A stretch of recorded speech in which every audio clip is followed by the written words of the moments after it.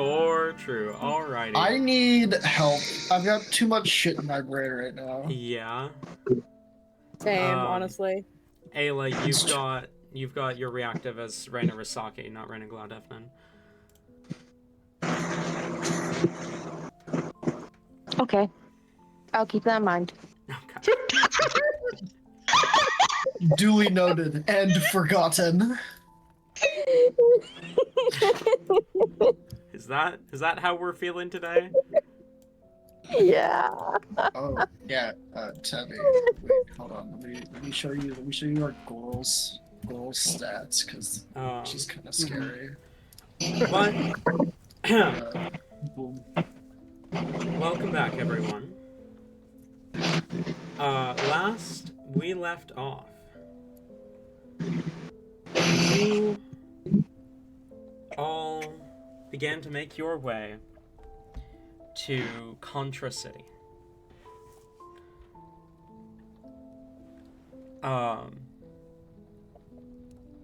As you began your travel and arrived to the edge of the northern Fox Woods, night fell and you all slept. And Heli had a dream.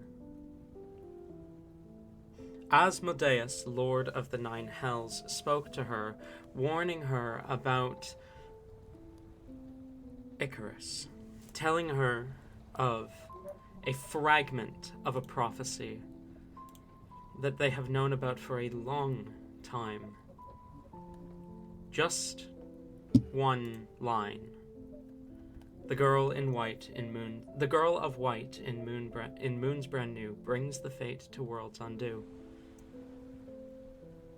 And told Heli that the fragments of this prophecy were likely scattered amongst others, directly involved with Icarus and his doings, his biddings. And Heli mentioned a prophecy that you all heard from the dragon cultists, specifically from Alexander, which Asmodeus was able to pick out a line from it that seemed to fit with the prophecy that he was warning Heli about. He shall rise to rule them all and bring all mortal kings' fall. A warning about Icarus, he was sure.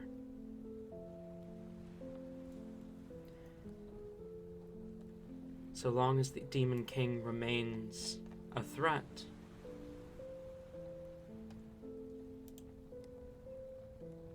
this world is not safe.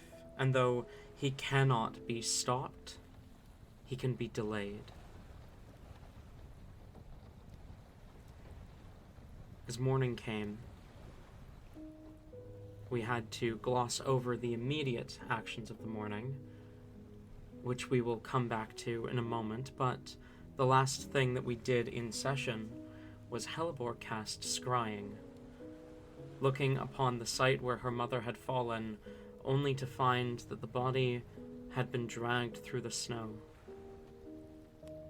leaving behind a trail of fresh blood and small, light footprints in the snow. Far too small, far too light to have been Amaryllis. And so, we're going to rewind a little bit.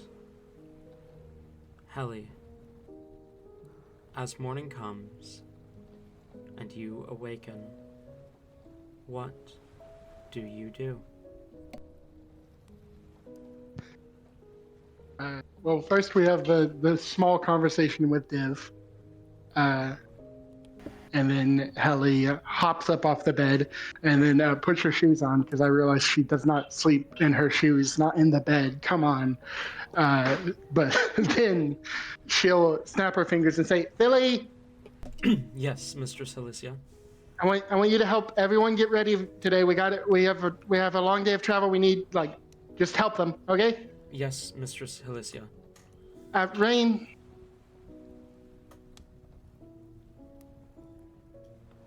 Ayla, are you here?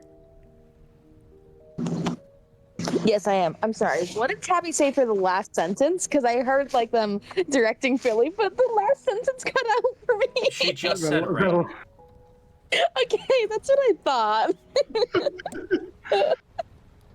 Unfortunate timing. I'm sorry.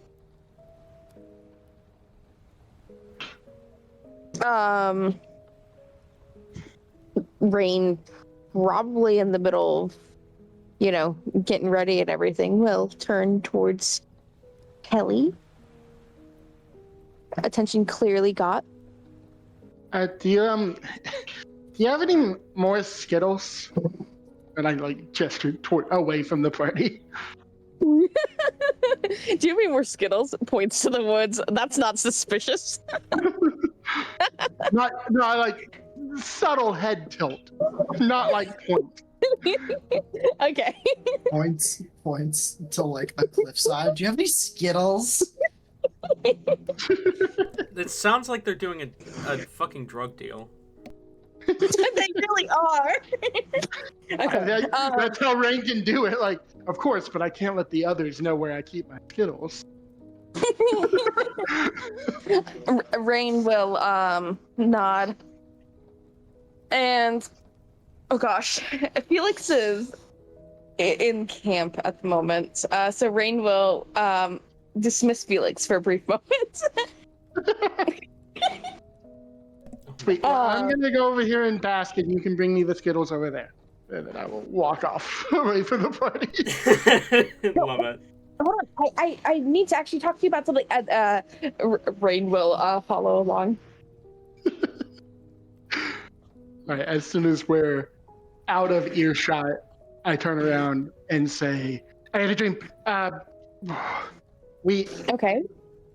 Icarus is very, very bad. We already. What was your dream about? What is solidifying this for you? Asmodeus told me it is now my job to delay Icarus for as long as possible. But Why? Why exactly you? Because I'm the one that's here, dumbass. Okay, convenient timing and all that. Well, place right that. So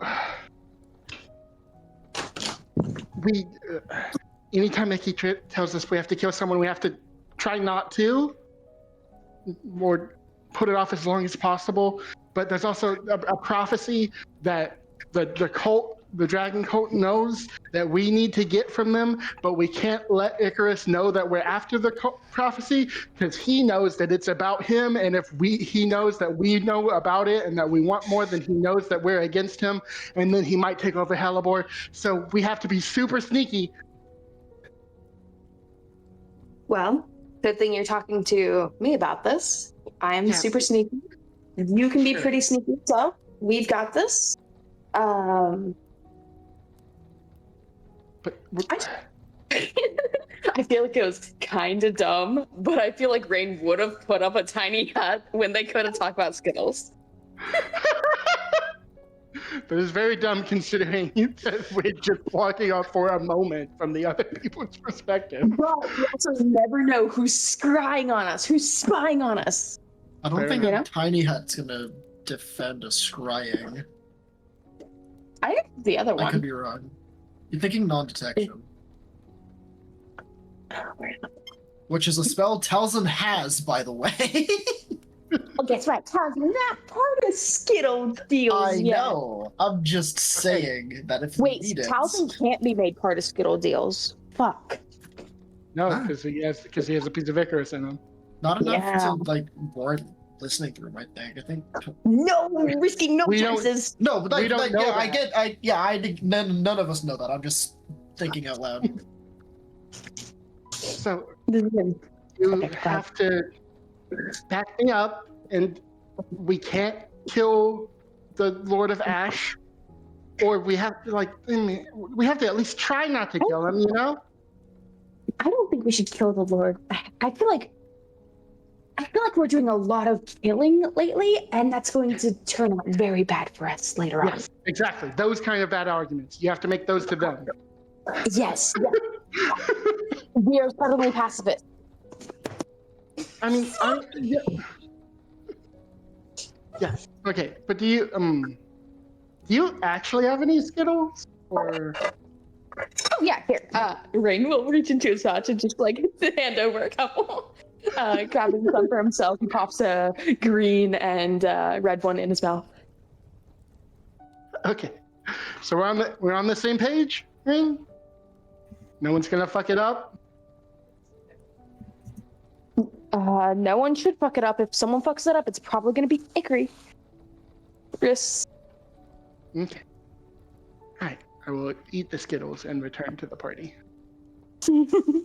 Oh wait. Before I return, I would tell Rain. I also send a sending stone to Ivan. Okay. Or Ivor. So we might get word from him soon. Good. The sooner the better. All right. And now I will return to the party.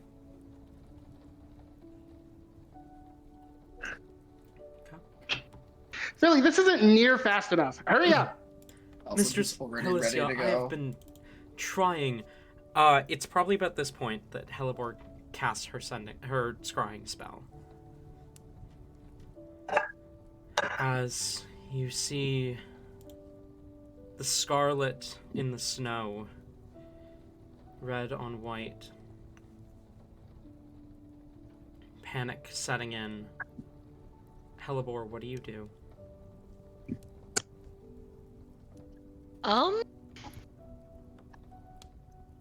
Yeah, so oh boy. Okay, so she, as I said last time, as soon as the scrying is over, she immediately reaches in and retrieves her book and writes down the symbol that she saw. And then gets up and wordlessly begins to make her way to the others. It is, looking at her, like you can feel it like in the air that something is very, very wrong. She is exuding panic, even though her face looks almost emotionless. It's a very calm before the storm type of feeling as she kind of just calls out to everyone. Come here. What? Is everything okay? Rain will go over.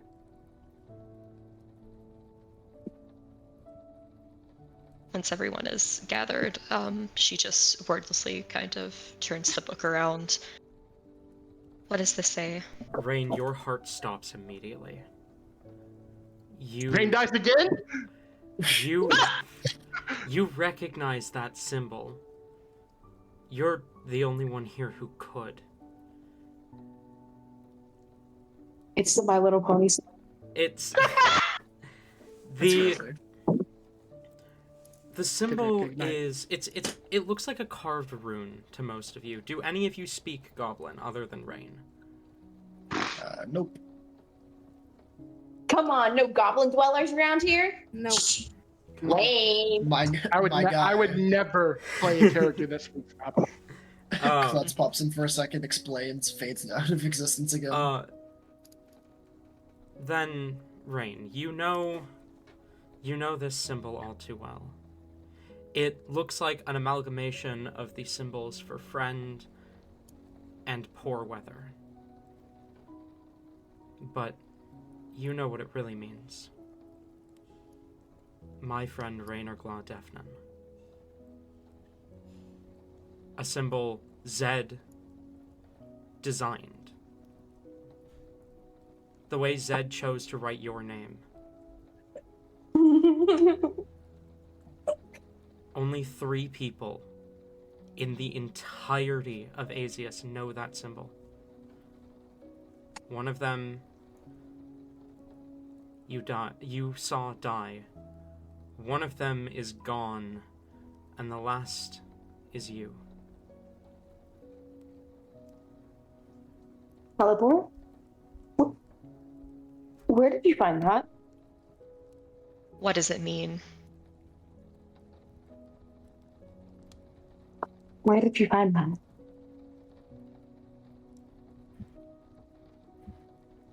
It was written on a tree. What does it mean? A tree? What tree? Sorry. It's me. It's for me. For... I fucking knew it. What does it say? Nothing. It's like a letter addressed to me or something, but like there's nothing there. It's my name. That's it. Where did you find this? What tree? What do you mean you found it by a tree? Is it near here? What?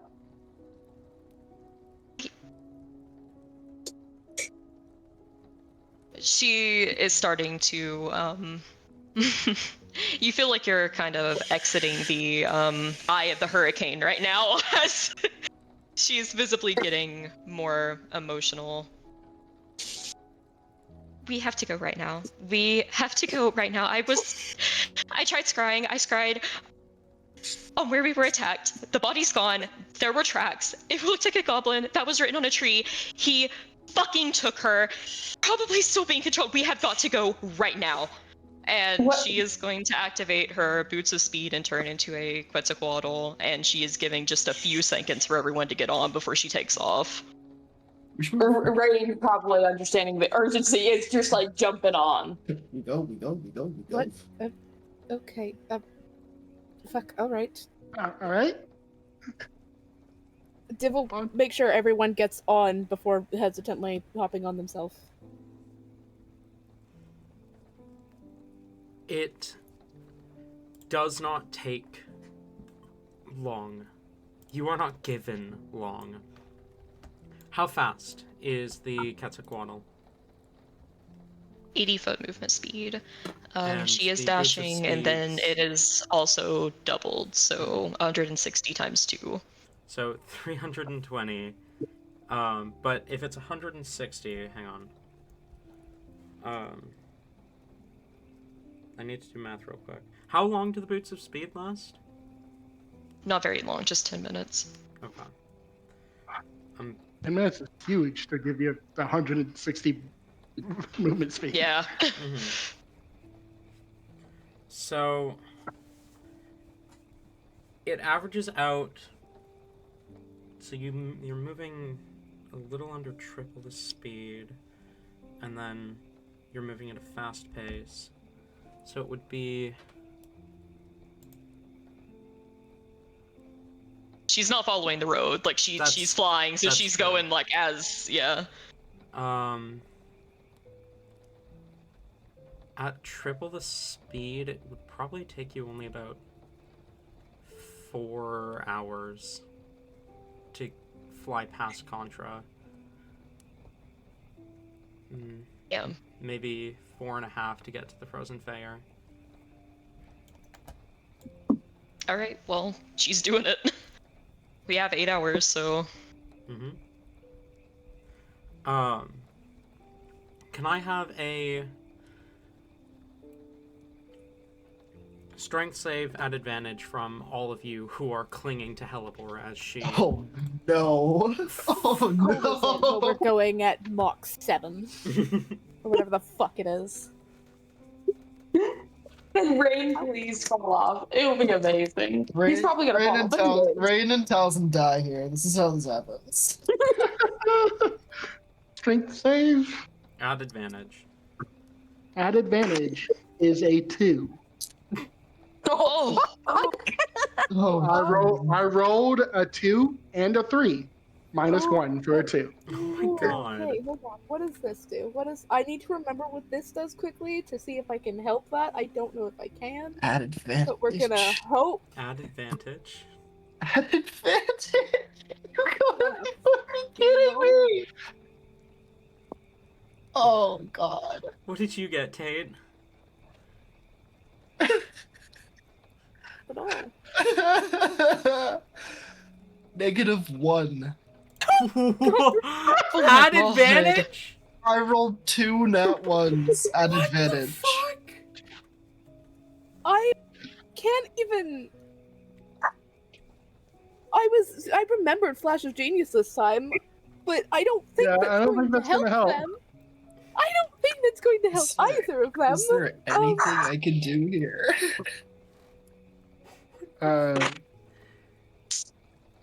No. Ellie's got you. It's fine. So, I mean, yeah, I can fly.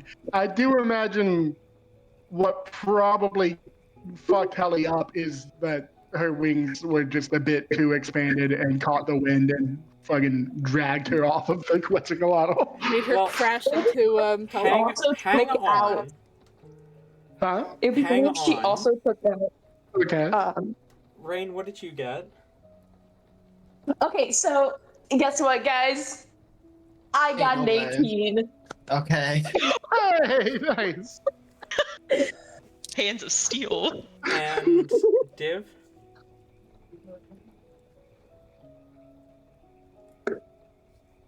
Div? Is a total of 19. Okay. It's the motorcycle meme where it's Rain, Div, and then the others just fall off and we don't realize Yeah, till we get there. you're being ticketed for Well, driving with one 3 thing people I was back to just motorcycle. thinking 3 is that abruptly fell off. I think that Helly would have insisted on riding as near the head as possible, so you definitely know she's gone. And Rain then Grab one of them. Is that possible? yeah, so I was gonna say, Rain and Div, are you guys trying to catch the two who? Yes. Yeah. Okay, both Yeah, of you. Rain- absolutely. I can cast Featherfall and Yeah, but it exist just for a And then second. be out But and then be out in the middle of the woods with no one else. well, yeah, but it's a slow. It is a slow descent at least. Yeah, no, you would Whack would roll survive- up. You would know, like I imagine it's. I don't know how high up. No, are we? no. Hey, what I'm getting at is you would survive the fall. You wouldn't survive being out in the cold wilderness alone by yourself. I was more meaning cast that. That should give you enough time to do like a swoop around and grab and keep going, but like pop off. Paying if she's I mean- paying attention. If she's I was about to say That's she's true. not. She's not. That like is true. That Can is true. can I ask for what I need you guys to roll, please? Mhm. Yeah. Rain and Div, can both of you roll your choice of either athletics or acrobatics, please? Can I catch Hellebore? Not Hellebore. Wrong one. That's crazy. If you want to try and catch Helly, you can try and catch Helly. Okay, that's my 24. Damn. I need to know. I need to know something. I need to know, Rain. What part of Helly do you catch? Okay, can Halo. you put that- okay, so if we're imagining, we need to figure out positioning on the creature first. On the I feel like Hellebore. that's I feel like that's thinking about it too much. Just what would Rain grab? I feel like Rain, if Helly is sitting ahead of Rain, and Rain notices that Helly is pushing like back and like about to blow off, then he will like grab the back of her head and tuck her down against Helly. Okay. I love Remember that. about the Halo. First into her girlfriend. Div? Be a total of 25. Okay. My God. Here's what happens. As Hellebore takes off, Helly, barely situated, her wings catch the wind, and begins to kind of pull back, but Rain quickly kind of reacts before Helly even realizes anything's wrong, or just as Helly's realizing something is wrong, and kind of resituates her, keeping her balanced, keeping her steady. Talzin, however, was not balanced before Hellebore took off, and Div manages to reach out and grab him as he's about to go flying off the back of the Quetzalcoatl and kind of pulls him back up. King scruffs him. He's like, nope. Just nope, absolutely not. As Hellebore blasts off towards Contra City and the Frozen Fair Forest. The wind in your hair, adrenaline through your veins. Within about 4.5 hours, you do arrive to the Frozen Fair. On your way there, Helly, you hear a voice push into your mind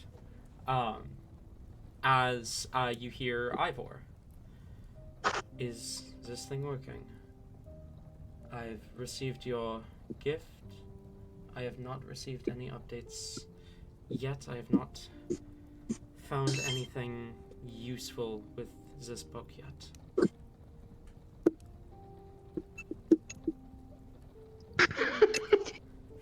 Just, I know it's like a mental thing, so it's not this, but just the thought of like Ivor being like, I haven't received anything useful yet. And then it starts playing from Helly's side, and it's just the wind, and you can't even hear it.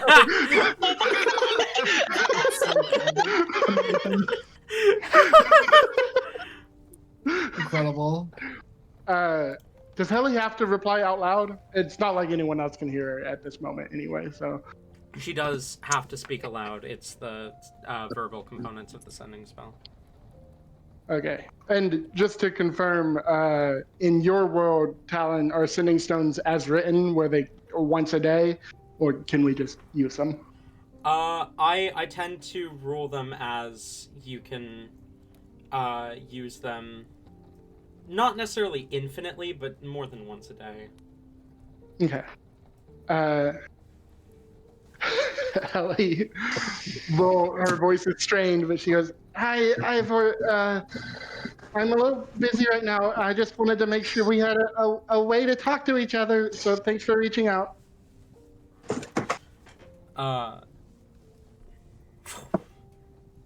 As you sail over Contra City, eyes kind of turn up, looking at the Quetzalcoatlus. I was just about to say, she does not go over Contra City. Like, she is still there's enough in there to be like, wow, I don't want an army going after us for this fucking prehistoric animal flying overhead. So you're it kind might of going take around like then? a little, yeah. Like Probably- she's not probably risking takes, that. Probably takes another like 10-15 minutes. But you, as you dart past Contra City, then you see the beautiful elven buildings rising high over the snow-covered landscape. You don't have the opportunity to take in the sights for very long, though, before you are suddenly over a forest. A forest that two of you can't help but feel melancholic as you find yourself here again. Hellebore darts, I assume, to where the event occurred. Yes. Hellebore darts down towards where there's a small clearing and a frozen lake, and you see large, body-sized drag marks in the snow. A trail of fresh blood. And I assume you're dropping out of wild shape? Immediately, yes. As you all get closer, you see, marked on the tree nearest to the beginning of these drag marks, that same symbol that Hellebore drew. The symbol, Rain, that you know is your name. Halipur is immediately getting down on all sixes and is smelling the blood. Does this smell like vampiric blood? Roll perception or medicine. You know, we really fucked up if it in fact wasn't Helibor's mom, and like we dig up the body and I'm sorry. Yeah, Oh my God. someone took Halibor's mom's body like a while ago. This was different body, different blood. With guidance, Might need a body. with guidance, and that's perception. It's a 30. Okay. You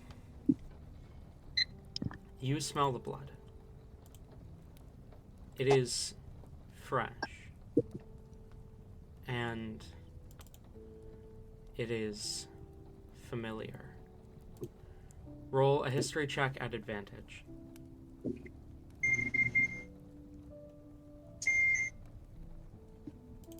Beep beep beep beep. I'm sorry. I'm making dinner. 17. 17. You know that scent. You've smelt it during battle twice now. Or was it 3 times? I think it was twice. This is Talon forgetting whether you fought him twice or 3 times. We've only fought him once.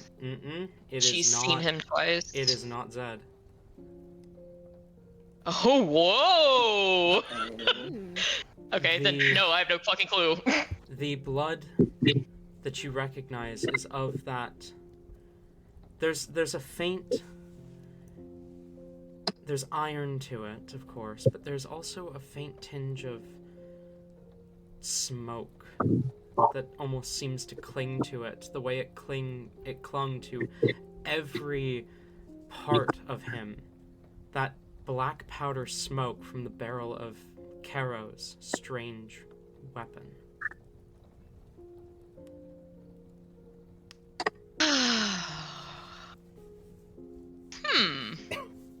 But the footprints are far too small to be Caro's.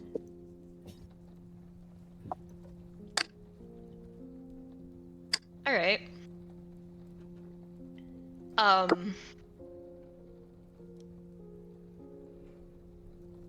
Helibor looks like a fucking mad woman right now, as she is like a feral look in her eyes as she scrambles over to the tree that has the symbol engraved in it and is immediately going to speak with plans. What happened? Who was here? Who took the body? The tree seems to shift as the voice makes itself clear to you, and you hear, "Calm yourself, child. You have plenty of time. The goblin that took the body was far too injured to have gone too far." It was just them. No one else? He seemed saddened, but he was alone. His hands and mouth dripped with blood, possibly of an old friend. Did he look possessed? He carved something in my trunk in a moment of clarity. He seemed to try to resist the things he had to do, as if acting under orders that he couldn't say no to. Do you know how long ago this was? The goblin was here 5 hours ago.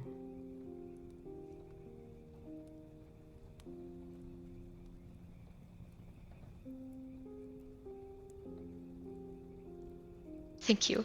I'm sorry about the damage to your trunk. Thank you. And It is quite all right, child. she is going to go ahead and cast Locate Object on her mother's body and is going to start absolutely sprinting in the direction of the drag marks. Okay. So that's 1,000 feet, right? Yes. Okay. Do the rest of you have anything you'd like to do while Helibor is doing this? I was going to say investigate the drag marks, but if we're already just following them, there's no point. Felix is a bird right now, so Rain will resummon Felix because I don't remember what kind of bird it was, but Rain will resummon Felix and have Felix search in skies, see if he can see anything up ahead. I'll have Halsey do the same then. No, birds go scouting. Let's go. Okay. Can both of the birds roll me perception checks, please? I think seeing that happen, Helly, of course, snaps for Philly and tells Philly to do the same thing. Fair enough. Oh my God. Can you roll perception for Philly, please? I love this. As the familiars take to the skies.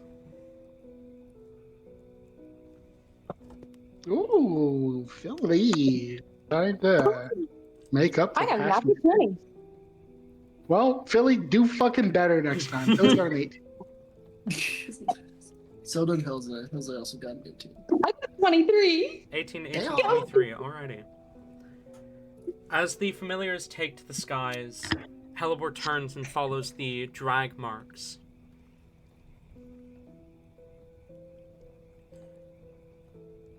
Rain, roll a history check for me.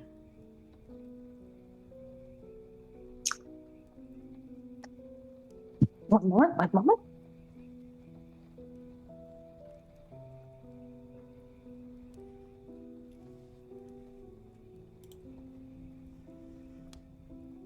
Okay, now I'm suspicious of my dice.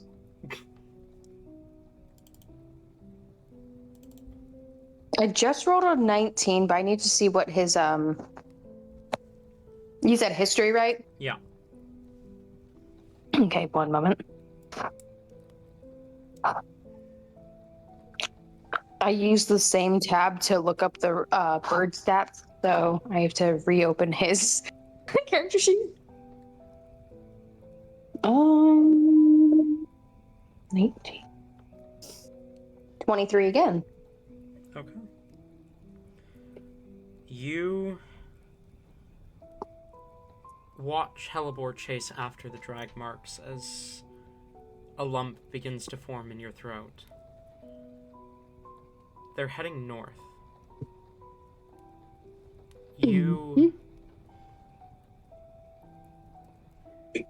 first arrived in the Frozen Fair north of here.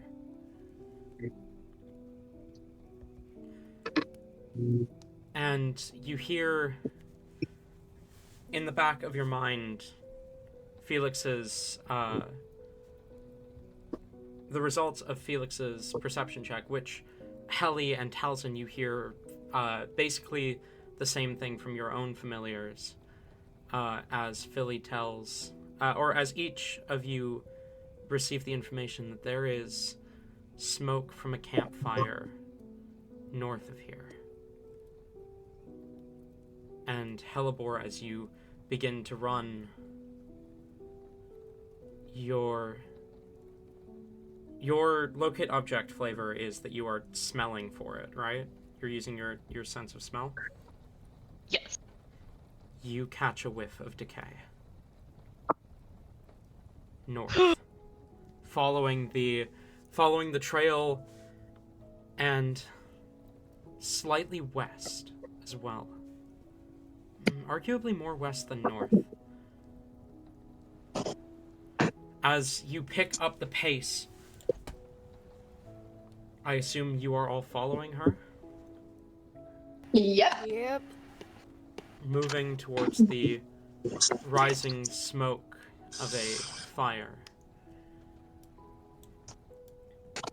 You hurry, all of you, adrenaline pumping through your veins with the sunset in the distance.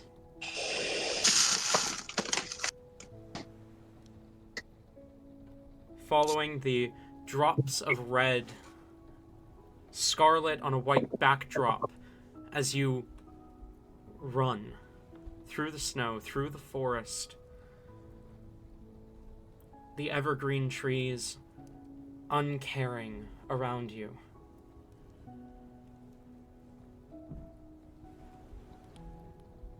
Your hearts thump, trying to beat their way out of your chests.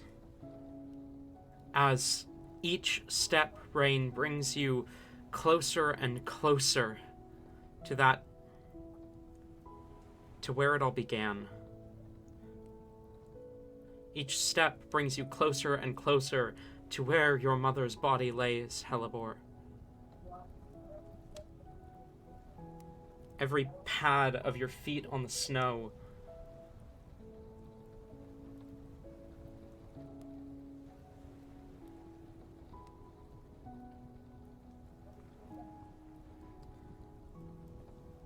you find... Go on. I'm sorry, I hate to do this, but I feel like there's only so far that Rain would be able to go before he kind of just like stops going as fast and starts to fall behind the group. Not sure if like anyone else in the group is like, if we're all just like booking it, and like it looks at first as if Rain's getting a little winded, but then he eventually just comes to a full standstill stop. Casting Vortex. And I understand that Helibor is probably uncaring of this and moving on. I'm casting Vortex Blow, but I'm moving Rain 90 feet in front of me. Rain, are you resisting the spell? Wait, are you actually? Yes. Okay. You're wasting spell slots on there. We have to go. I'm not letting Rain fall behind. And we can't really stop, otherwise we're gonna lose Halibor. We know where the camp is, but okay, no, Rain. I mean, Rain, yeah, I don't but, think like- it's quite like registering enough to resist. Okay. So keep in mind, and for the future, that Rain's default state when he's not like thinking about it is not to resist magic. No. To be fair, if I ever ask Ayla, do you resist? 9 times out of 10, the answer is no. No, it's not. I'm just saying the reason for it this time is he's not expecting it, which most people give for why they would resist. Shut up! You guys are making up lies. As Rain is thrown 90 feet forward, Rain, you appear on the edge of a all too familiar clearing. But there's something different about it. The scent of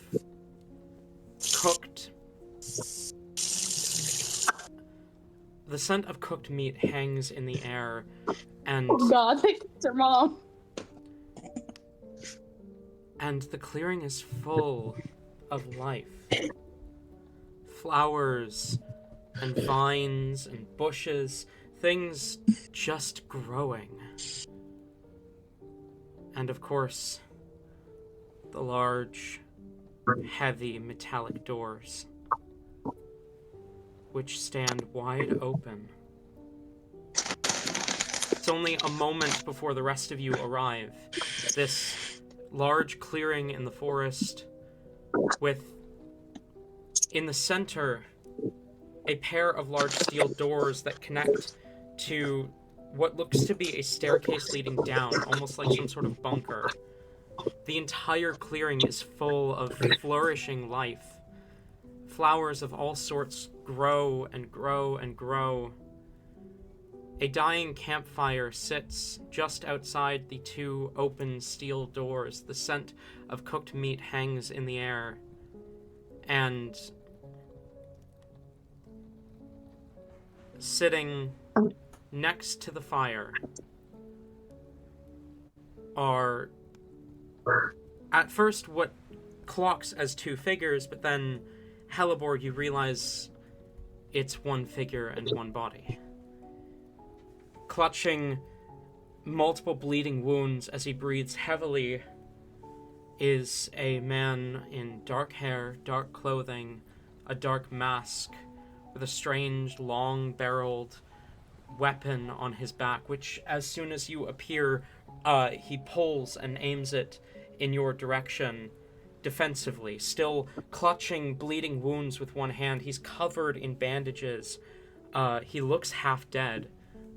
Not as dead as the corpse at his feet, which Rain would recognize from when the false Amaryllis had spoken to you before.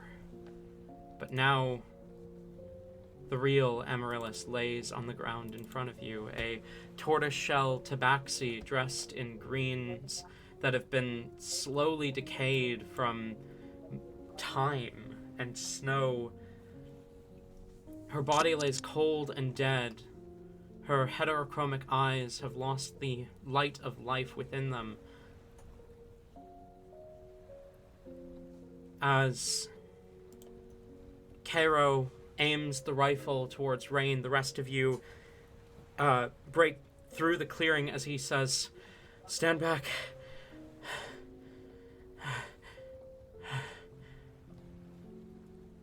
Hellebore, what do you do?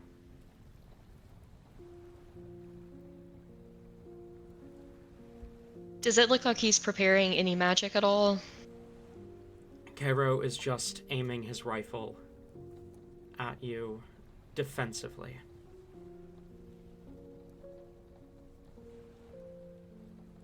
He does not look like he's in any state to fight right now. She doesn't even look to Talzin, but she says this quiet enough where Cairo can't can't hear it. But she's just going to say, "Talzin, teleport me there." I'm not. He's not resisting orders. I'm teleporting him directly in front of him. Teleporting her directly in front of him. In front of Cairo? Yeah. Okay.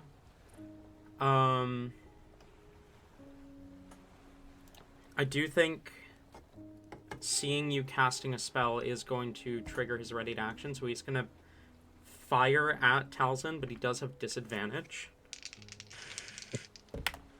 That's a 14. Misses.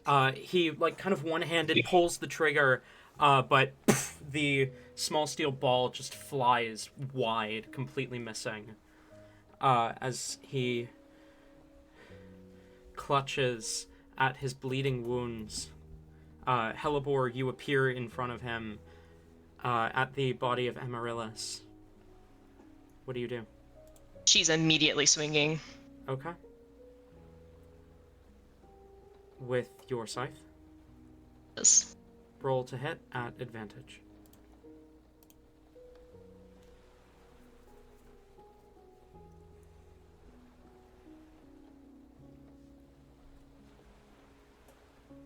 How fucking thematic is that? That's a crit.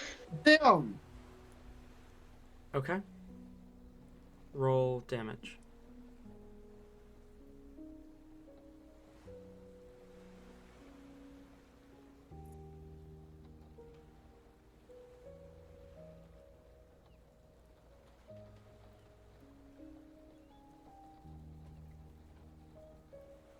Okay. That's going to be 27 slashing. 12 poison. 12 base, and then let me roll. 17 poison. Okay. And then I do not have my... let me see what I have right now. Yeah, I mean, she's not wild-shaped. She only has one attack. That's it. As you swing, you see his eyes kind of widen, as he says, "Wait." As your scythe carves through him, you see the life beginning to fade from his eyes as his contingency spell activates and he banishes himself without meaning to.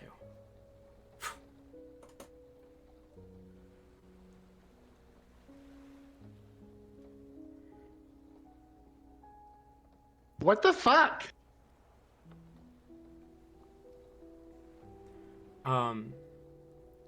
Philly kind of leans into you, Helly, as, like, before Hellebore even takes the swing, he notices something and kind of leans in to talk to you. That man, he's... Hellebore strikes. Was a demon.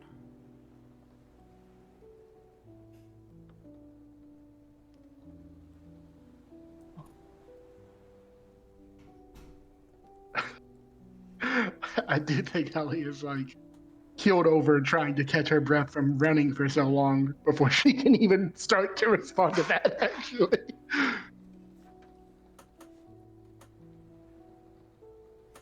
What is Hellebore doing after? That's such a question. Um,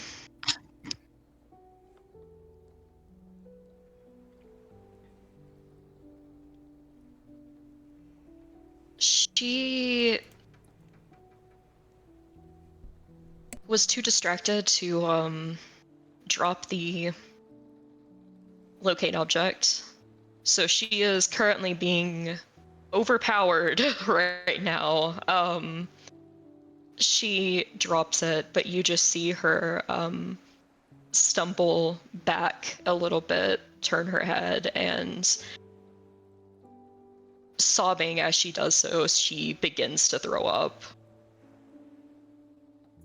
Just kind of collapsing into the snow, curling up into a ball, and probably just literally screaming.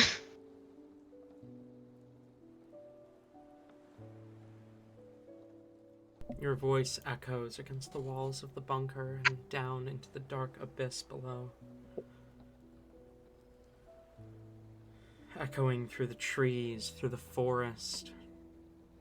A scream that echoes even through the thin barrier to the Feywild itself.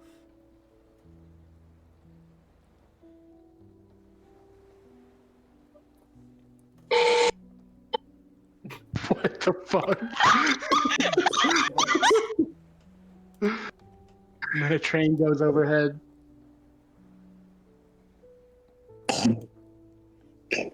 What the fuck? What is going on? What is happening? What?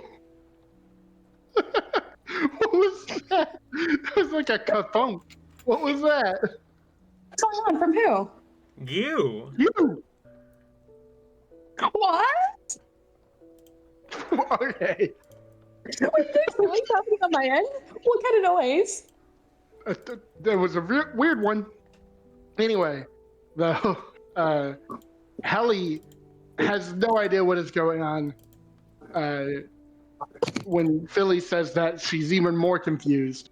But she does see a crying, screaming Hellebore, so she will go and kneel next to her and like try to offer some support through a hug or a held hand or anything that Hellebore will allow.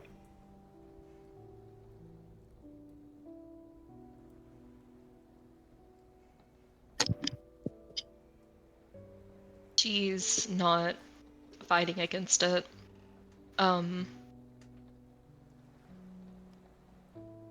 If anyone wants to do anything, this will take a couple minutes, but not as long as her freakouts normally do before she's gonna do something, but I'll leave it on the floor for anyone.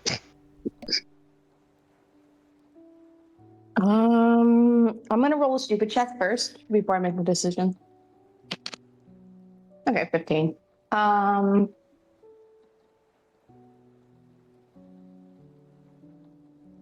Rain stays exactly where he was vortex warped, frozen.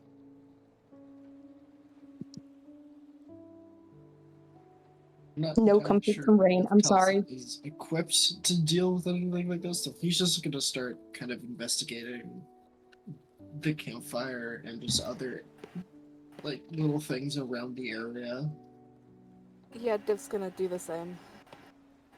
I do think Allie's never really had to console people before, and she knows this worked last time. So she's gonna summon Chickpea. Okay. Hellebore, Chickpea appears once again at your feet.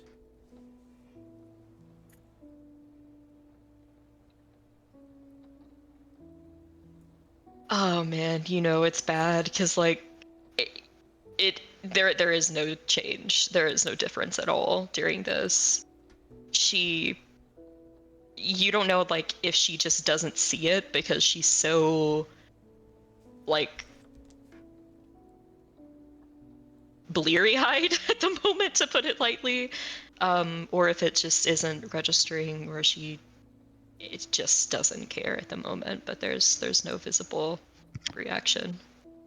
Holly will, still one arm wrapped around Helly, will like pick up Chickpea with the other arm and kind of usher/push him into Hellebore's arms, hoping that she will latch onto him.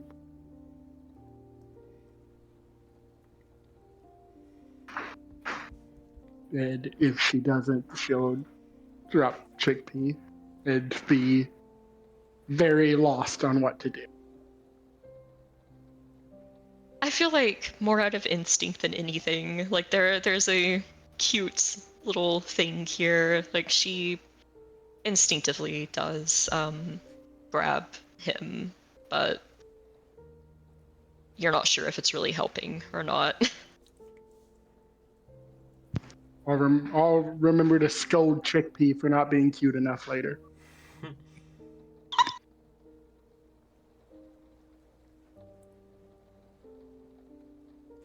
Chickpea is an abyssal chicken, right? Yes. What use would Helly have for an abyssal chicken? This. Why was that on this roster? It exactly does.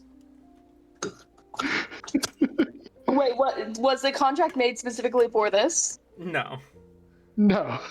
Chickpea's just a Now pet. though. Okay.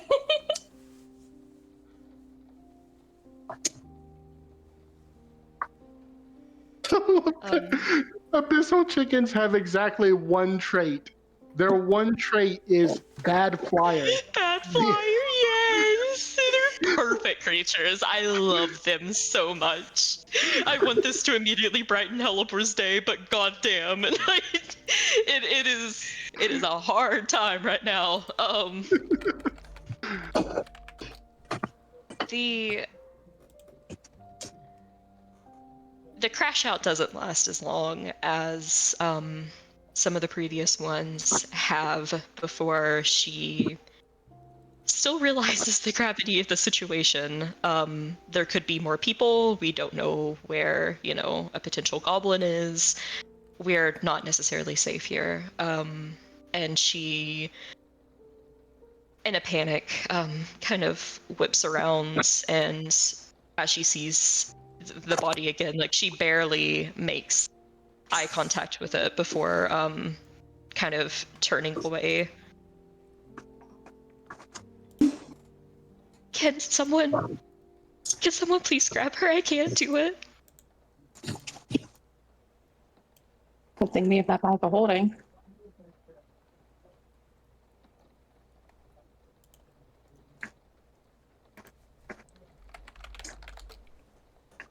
If no one gets up, Talson will jog over and move her somewhere out of sight, I guess. I wasn't muted.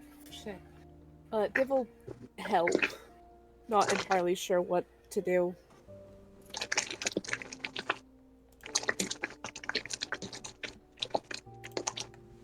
Ayla, what the fuck? What the fuck is What that? are you doing? What is that?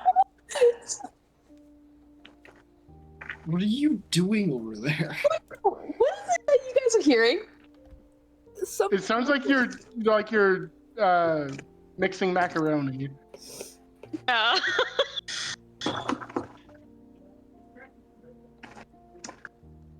Macaroni. Mhm. Well, you're close. It is it's rice. I'm so sorry. Okay. Did you remember to wash it? Obviously, what do I look like, a rookie? Okay, good. A little bit. Okay, so while they're grabbing the body, I feel like this is when Rain begins to move. And he's going to go stand in front of the doors. I With got your- some weed. With your back to them or away from them? He's looking inside the bunker. Okay. Roll perception.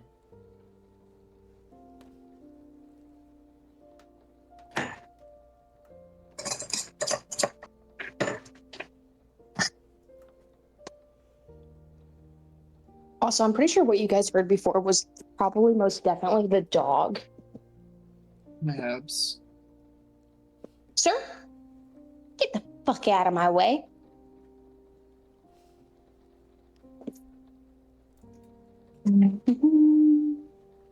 Perception? Mm-hmm. 16. It's dark. It's so dark. You can't... Looking down the stairs, it almost seems to stretch forever. A darkness so deep, you wonder if it's coming straight from your soul.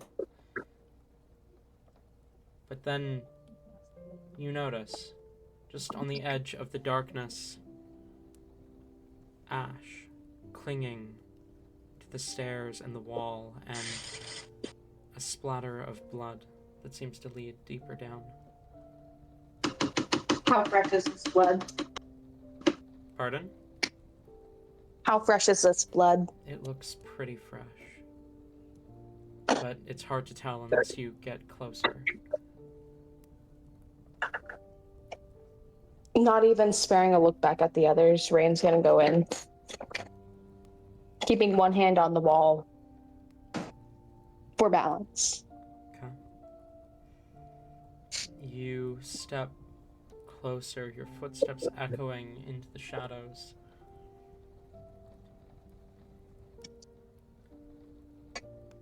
Are you taking a closer look at the blood? Yep. Roll a medicine check.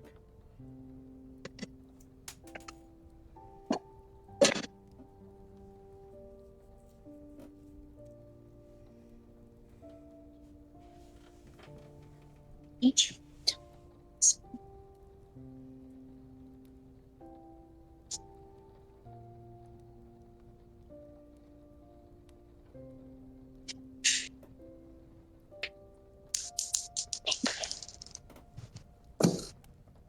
Sorry, I was having Smoky roll.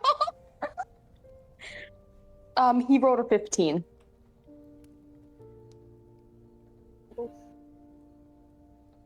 This is at least within the last 12 hours.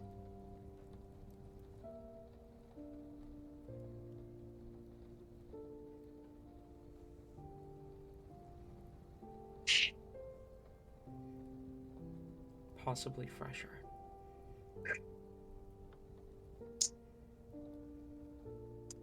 Alrighty. He's gonna continue on in. Deeper and deeper we go. What about the rest of you? As Rain begins to descend into this bunker, a distant look on his face. What do you do? I don't we think notice? Helbor even notices. If Talisman were to notice after moving the body, I imagine he'd probably go with. But also like hesitantly follow, making sure that at least Helly knows where they're going. If they are bringing like the body in there, like No. no. No. After the body is moved elsewhere, seeing Rain goes in, and then Where are you moving the body? Yeah, that's a predicament because like Helper was gonna lead them like somewhere else in the woods, far away from here. Okay.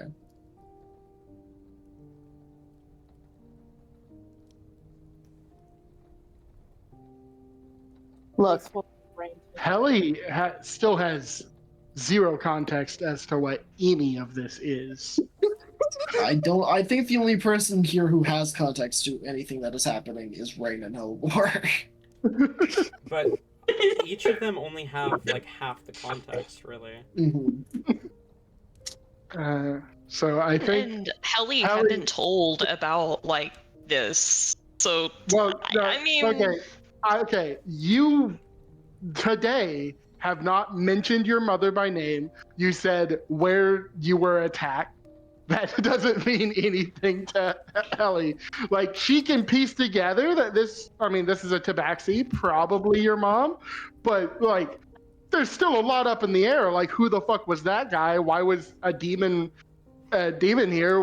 What was he holding? Where are we? What is this place? Why is Rain going in there? Like, yeah, that's fair. I love this. This is amazing. So Helly, It's just simply following orders right now. I traumatized both of you with the same forest. when What the? when I think Helly has just been watching Halabor, looking for an opportunity to ask what the fuck is going on. Also, When Div did, just Tabby, to throw one more question Helly's way, the plant growth in this clearing is like should be impossible. When Div gets Helly's attention to alert her that Rain has gone in and that they are following him, I think Helly has had enough, and she just stands up and says, "Can everybody just stop for a fucking second? Hold on!"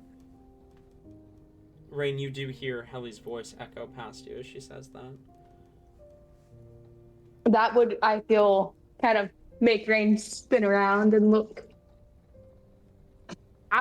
I have no idea what's even going on, but clearly a lot is. So let's just calm down and not wander off and just talk for a moment. Helly, I can explain things later. We have got to get out of here before more of them show up. More demons?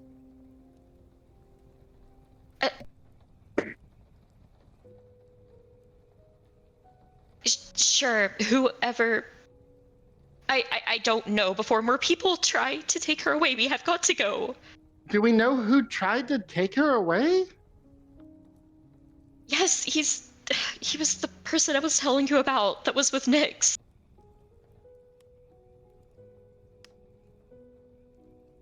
The assassin? Seem very defensive, if anything.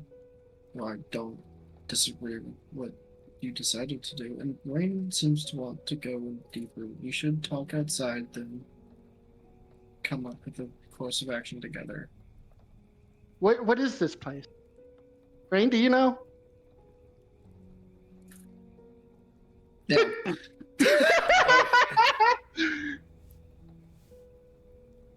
That was perfect. She caught the bad internet.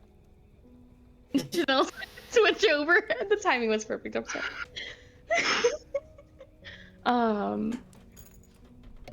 Fuck. What was the question? Rain, do you know what this place is? Okay. Having to go back up and out. I'm gonna make two real quick rolls. Let me double check something. Double stupid check. You're really getting into it now. Okay. Well.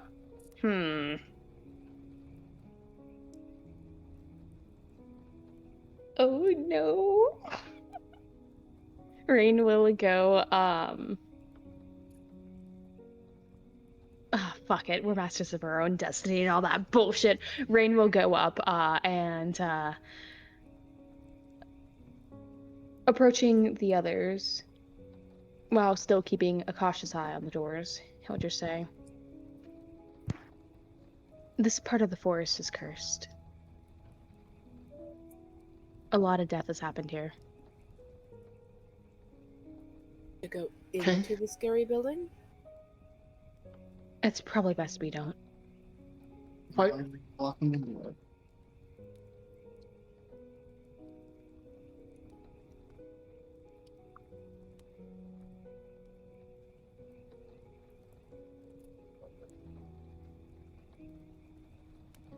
I feel like Helibor is definitely kind of putting together what this is. But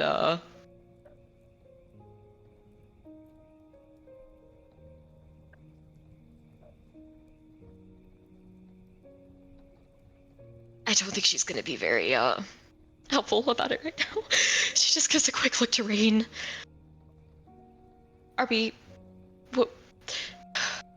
Where are we going? Are you going inside? Are we leaving? What are we doing?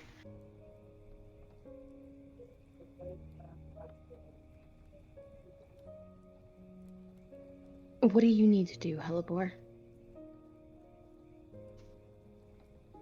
If you guys want to go in, you can. I need to hide the body. I can't just have it out here. This is they're whatever they were trying to do is undeniably bad. We have to take it and hide. Rain, we can come back later if you need to. I think what should happen right now? We took a long rest, right? Mm-hmm. Let me real quick just do that because I'm still down 24 HP to 24 HP. Where are you going? Where do you I know a place that's it's here. It's in the forest. It's not terribly far. It's there's a place that would be good to hide. We just need to get out of here before more people show up. Okay, I don't think I should go. You don't what? I'll meet up after you hide the body, but I don't think I should be there with you when you hide the body. Why? Are you going back in there? I am, and I'll be careful. I'll make it out.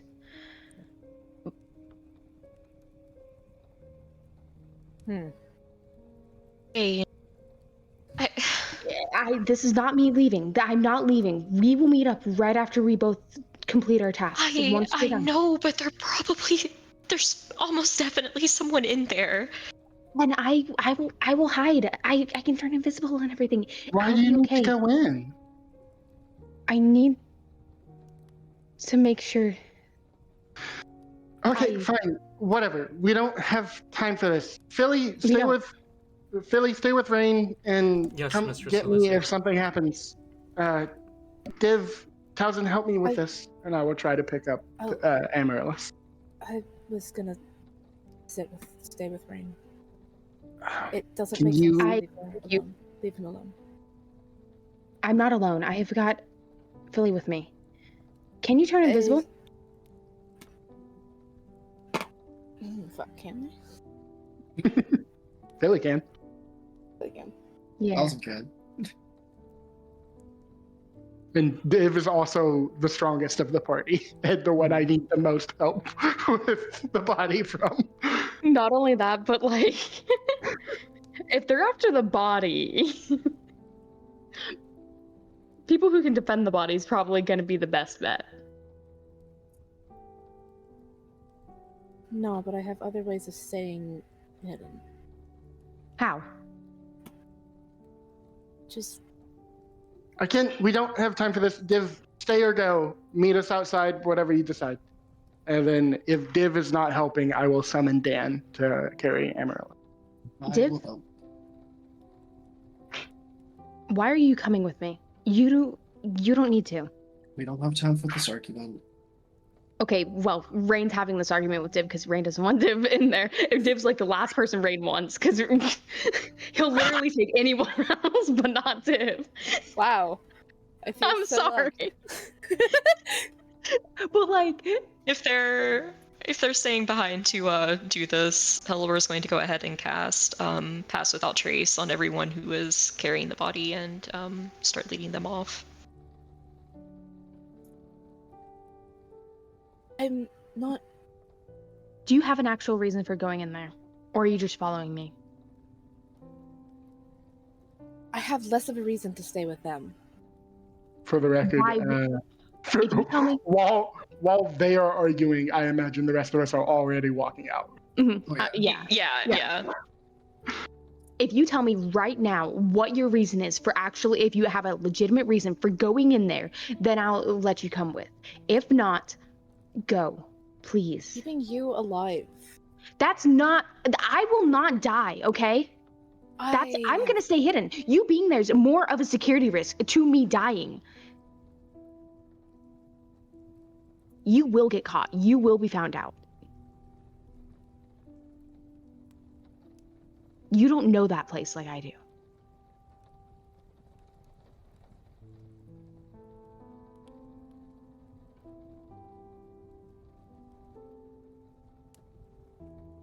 But at the same time, I can't stop you if you follow me in anyways.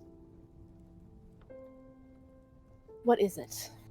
If you tell me what it is, I can make my decision from that. What is it? This was the first home I ever had.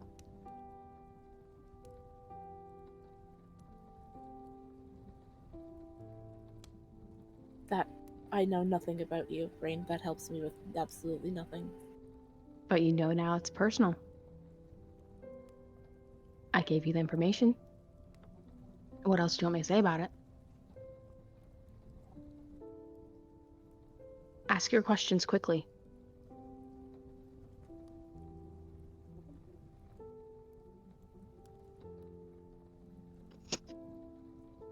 I don't know basically anything about you, but I do know that she needs you. So do you promise that you're going to stay alive if I leave? I'll be alright. And besides, I'm not alone. Philly is with me. Yeah, Philly is also Philly. Philly will alert the others if anything happens.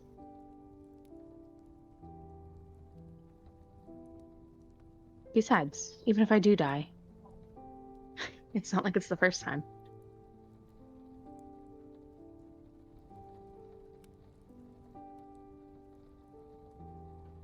Fine. They're already walking away. I'll follow them, but you need to stay alive. You need to come back. Because Okay. I don't know, like I said, I don't know anything about you, but I do know that she needs you. So, Thank you. if you end up dying in there, I will drag your ass back from the hells myself. I swear, Rain. I wouldn't go to the hells. I have my doubts. Rain is going to stand by the door and Div is gonna watch Rain go in. Oh, okay. I imagine there's like an standing awkward. still. Yeah. No, Div isn't approaching the door. Div is just standing and watching. I imagine there's this awkward moment where they both stare at each other, expecting the other to walk off first, realizing that, Div's waiting to see him go in. Rain will cast invisibility on himself and go in. So you don't actually get to see him go in. Crazy. Far have the others gotten at this point? Oh, definitely. You can catch up to them, but they're a distance away at this point. I did take 13 damage from summoning Dan to carry Emerald. I don't want to leave Rain alone. It is up to you if you follow him. Like, he did say he can't stop him. They're not gonna follow. But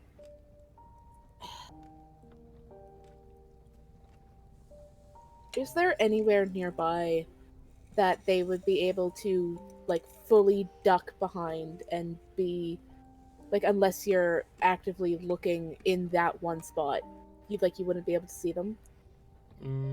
Not really. Really?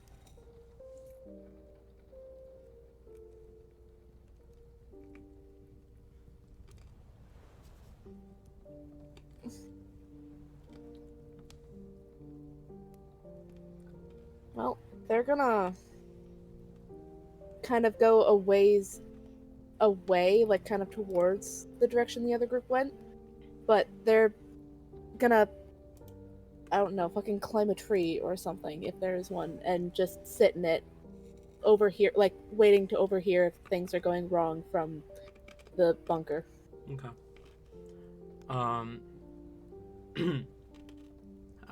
There we go. Hellebore, Helly, Talzin. The three of you and Dan wander off. What, as you carry the body away, what do you do?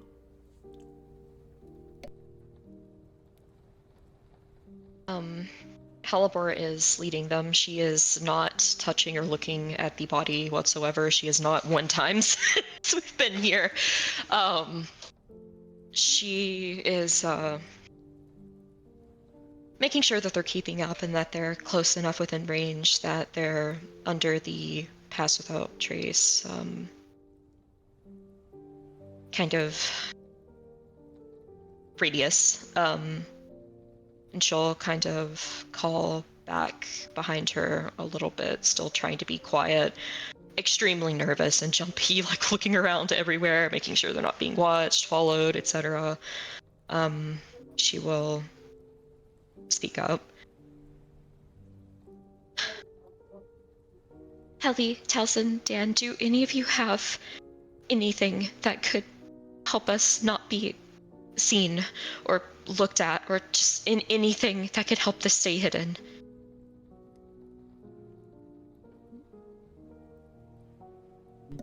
Dan Cast is... Sorry, Tabby, Dan's a... Cambion. Cambion, thank you. Don't think he has anything that could help this. No. I don't think so, but I just want to make sure I have his stats up, because I didn't. Dan shakes his head. I can carry the body. But other than that, no. I can cast invisibility on us all, but doing that is kind of like gonna take a bit out of me. We have the potion of invisibility. Would that work? Not that. That would just be temporary. I just need something to block out people that are watching us. No. Well, I guess there's a fair, I don't think so. No, nothing. And the only thing I could do, I'd only be able to have it affect one of us.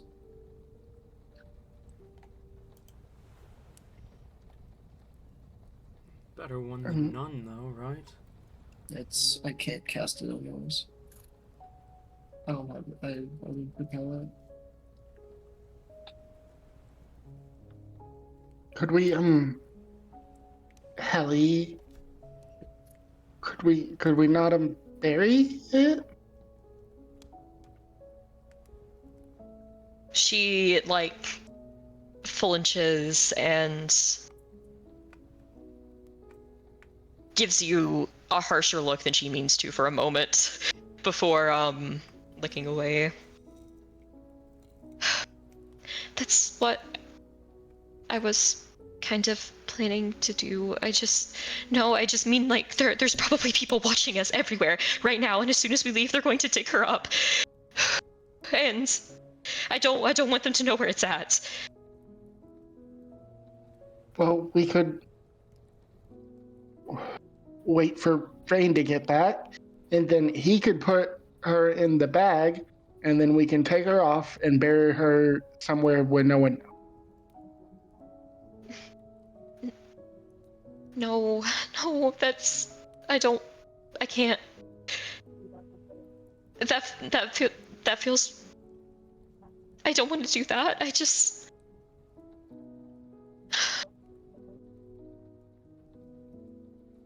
Why do you not want them to?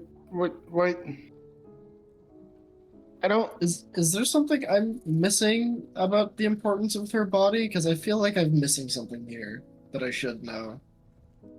Why do Or you is it think they just want her? They already tried to take her. You don't.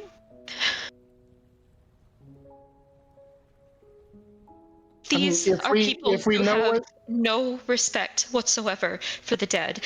Being able to raise someone to do their bidding, someone who is powerful, just the thought of bastardizing everything she stands for would probably be jovial to these people. then Helly, we only have a couple options. We can, I mean, take her with us to keep them from getting her, or we could burn the body. But I don't think you want to do that. I don't. Our custom, our tradition is to put the body in the open, as exposed to the elements and to the animals as possible, with the understanding and hope that people won't do things like this. But I know now But that's not realistic. the only thing I could do? We have to wait a day for me to get it ready, and even then, I'd have to be in the same place for a year to keep the spell up. We don't really have much of a choice of options as we go here, nor do we really have the time. Helly, I mean,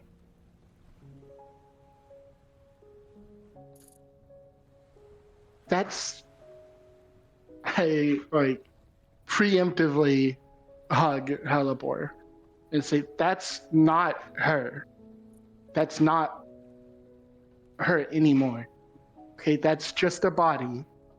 And if we want to keep them from getting it, there's only the one way to do that permanently.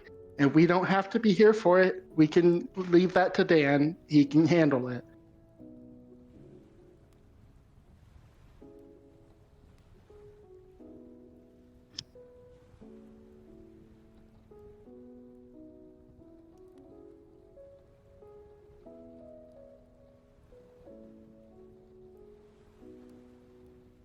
She is silent for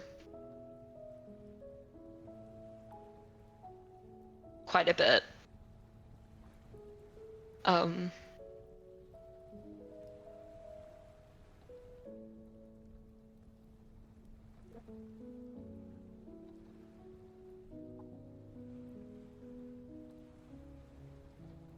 She kind of falls a little limp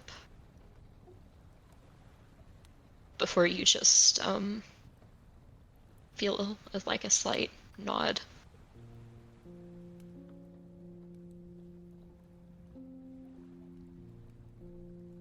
Okay. If this means that they're not able to do that to her, I think it's the only option.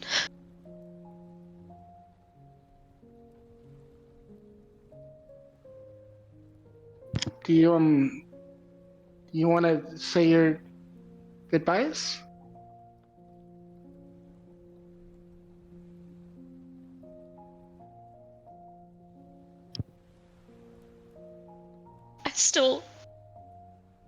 There's still a place that was special to us that I want it to be at.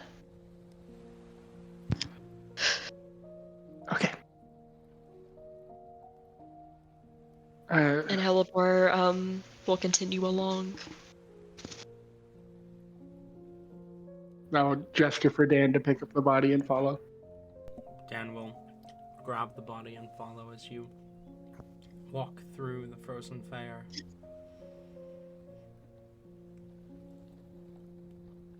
We are going to call a break there.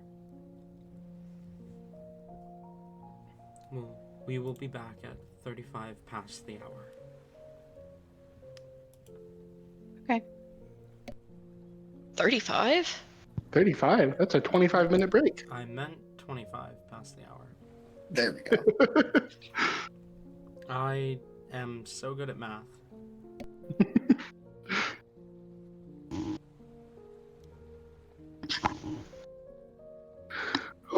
I'll be back.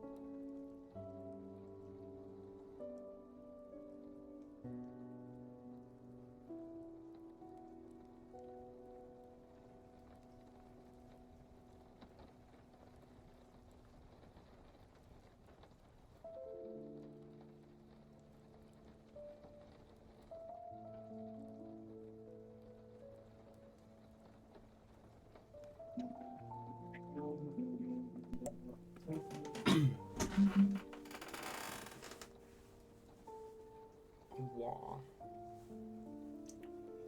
Indeed.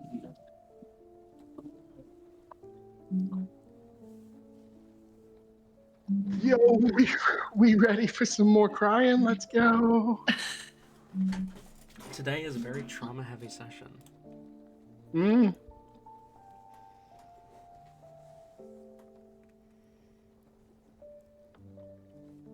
That it certainly is. It's fun.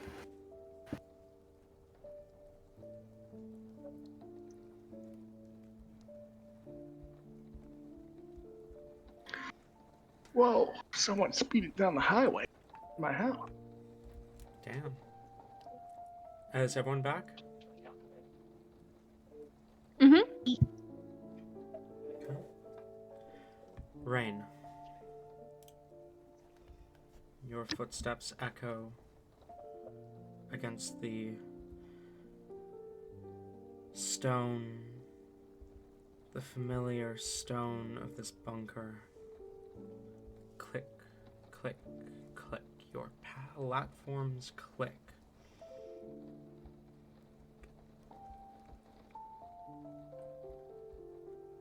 Are you trying to stay quiet? Yes. Roll a stealth check. Yes. At advantage, because which McCall You are invisible, yes.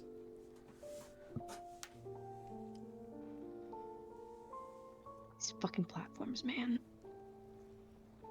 That's gonna be a 16. Not great. You know how to muffle your footsteps. You know how to stay quiet in these stone halls.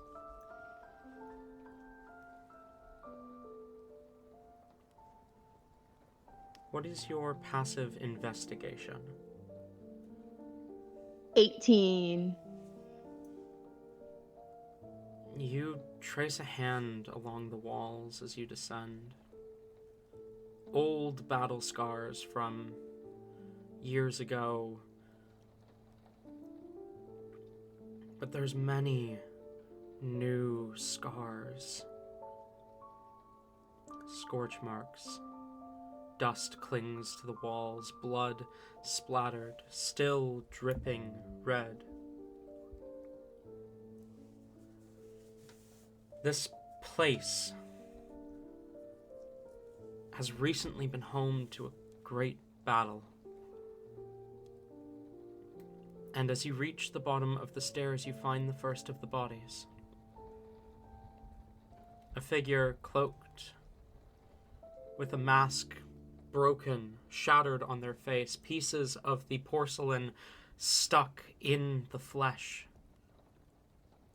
The body still freshly bleeds, but it is cold. It is long dead.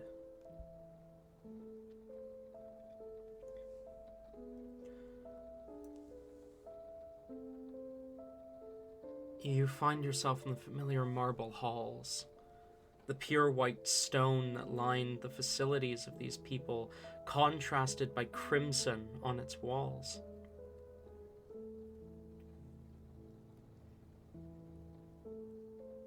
Dust in the air.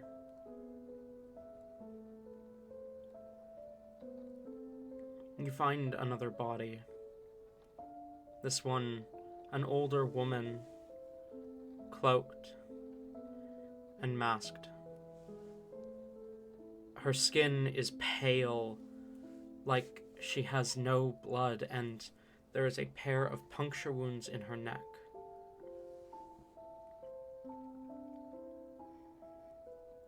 Drained of all her life force.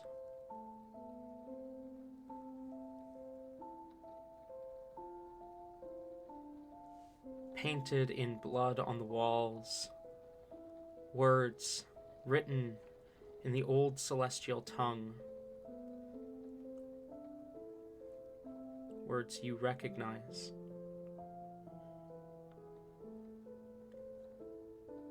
The runes for "the gods have forsaken you," or, directly translated, heretics. Sacrilege.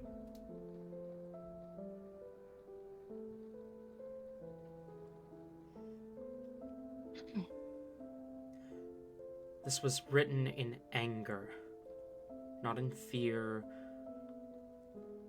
in anger. You continue to walk the halls, dust clinging to every surface.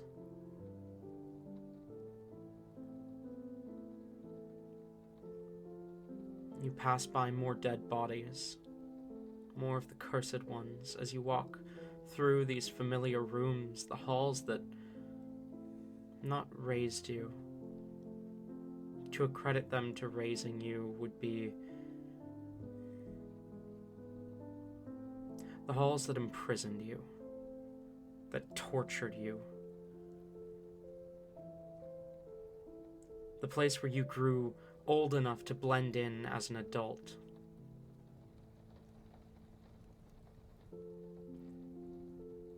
Where you learned that this world is cruel to those who are naive enough to offer kindness.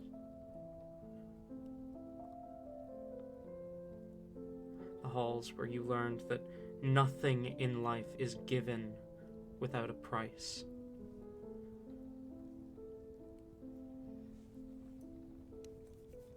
The halls where you taught yourself to steal.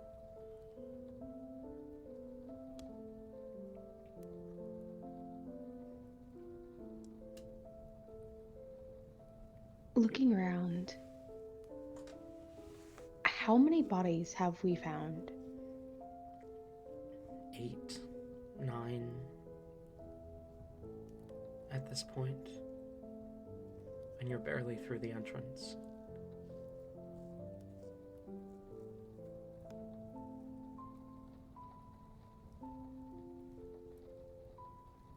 Rain, and I'm assuming Philly following as well, will continue farther on then. Your feet continue to softly click against the marble. For a moment you are small again. Giggling with Nyx as you hide from your torturers. For a moment you are small again as you hear the screams of another sibling, another friend, as their body burns from the inside out.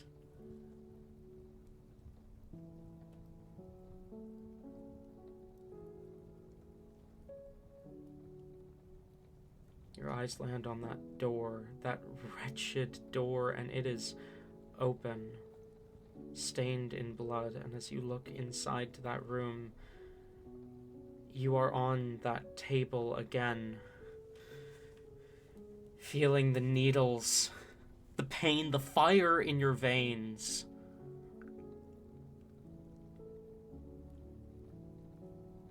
Trying to push out the memories and think of anything else. Rain will take a breath and go in. You force the memories away as you step into the room where you were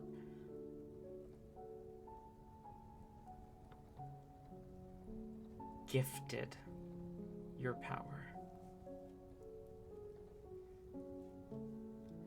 You see the table is covered in blood and a dead body of a member of the Cursed Ones lays atop it. Dust scatters the room, broken glass and implements. Your feet crunch on glass as you enter the room. There's 2 more bodies within. One that seems to have been completely drained of blood. All cloaked and masked. The one on the table, is there anything different about it, or does it seem like it was more so done out of anger and opportunity? It isn't bound to the table. It almost looks like it slumped over the table when it died.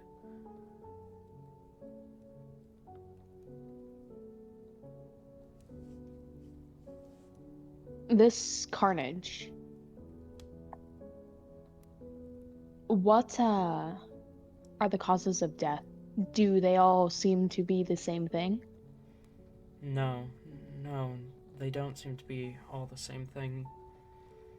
Many of them are claw marks or bite marks. Some are magic.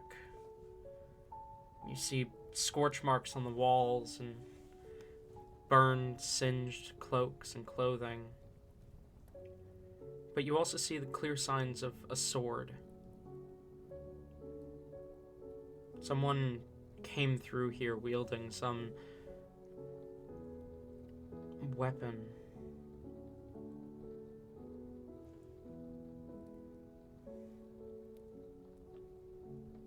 But the dust scattering everywhere, the bite marks, the claw strikes.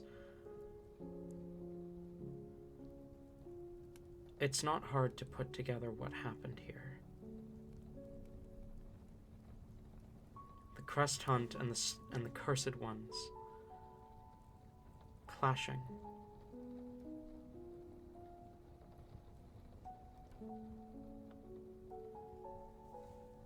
Does it look like the crest hunt at any point in time was searching for information, or is it simply carnage?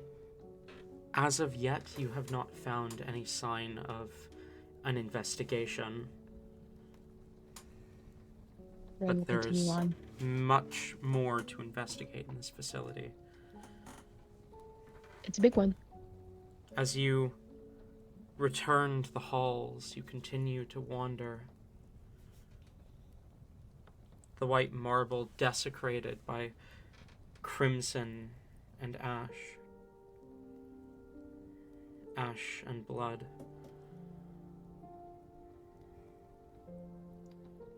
You are small again as you watch Zed write out that symbol on the tree. He smiles at you and says, "It's you. Rain friend is what it means." This would be a memory that does bring a slight sad smile to Rain's face. Not that anyone can perceive it, but it's a bittersweet memory.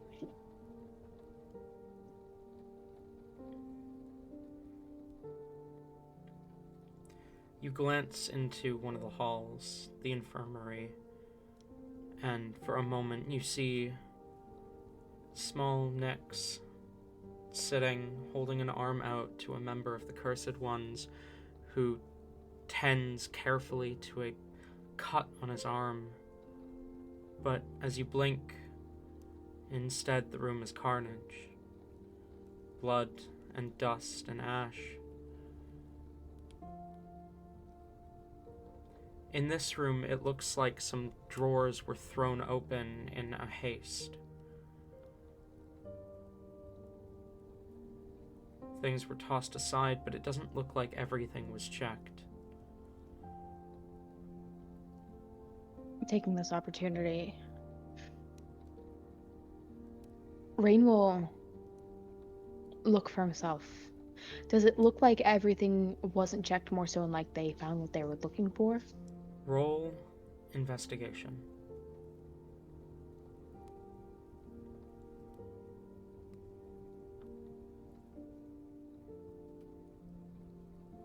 $22. You take a moment.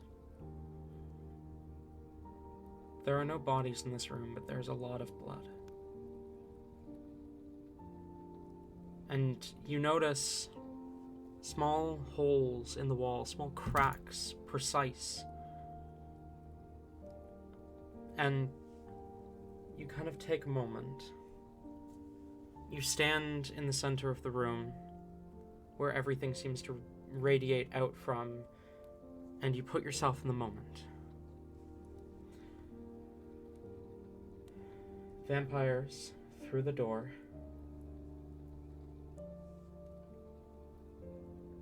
Fire a bolt. It misses, sticks into the wall, but where is the bolt? The vampire slashes, blood splatters behind you, and then dust. So a sword The vampire got too close and died. Then, clutching at the wound, you stumble back, following the blood trail as the second enters the room. Fire again. Still no sign of the bolt.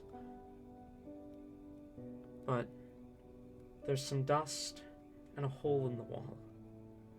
Small and precise.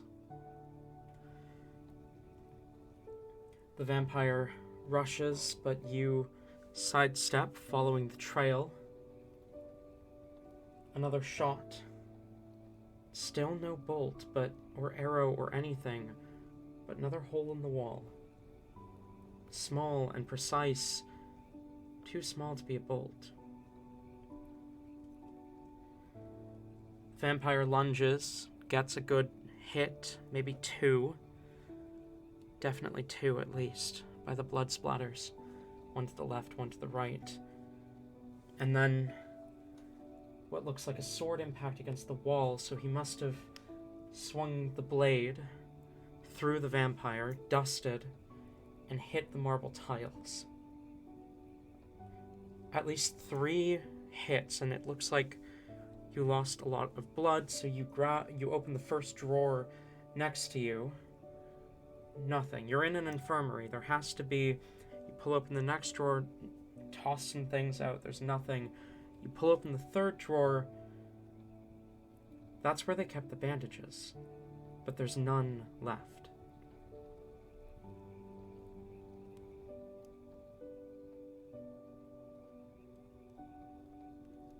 Whoever was in here almost died. Took the bandages. And then you're not sure what happened next. Not necessarily.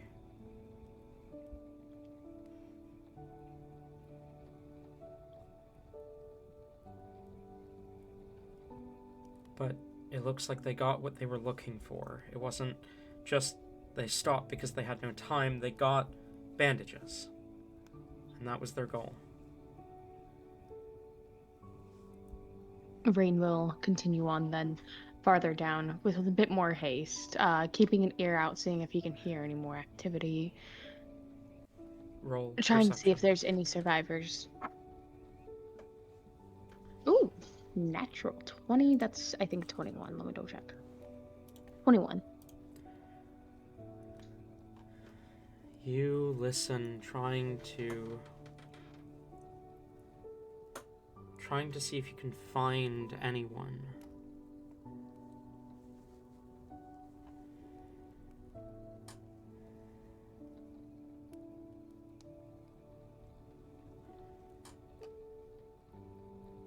You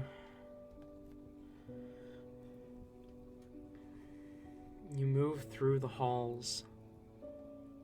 More blood, more ash.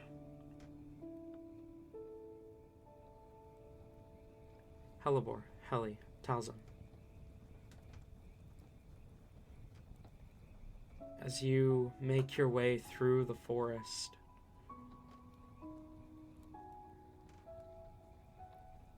Hellebore, what do you find?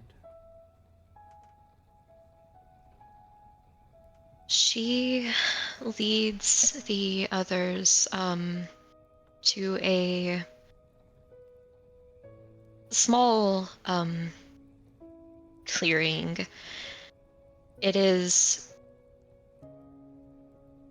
a part of the woods that is even more than the rest, very densely wooded, not somewhere that would be very easy to stumble across. As you kind of push through the thick foliage and come to the small clearing, there is a very large tree, or the remnants of one, a large oak tree that looks as if it had fallen many years ago, kind of draped across the clearing, blackened, and thoroughly gone, but the wood has remained.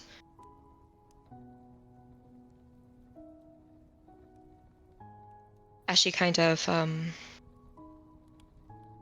stops suddenly and just takes it in, she takes a deep breath and walks next to the tree, kind of approaching it, and will turn to make sure that the others are there. Mm-hmm.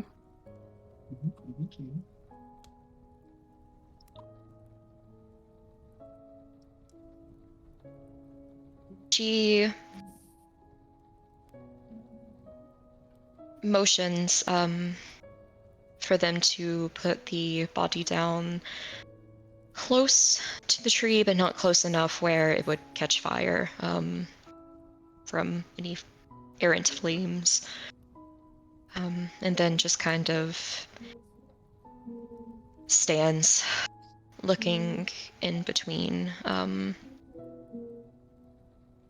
still barely looking at the body.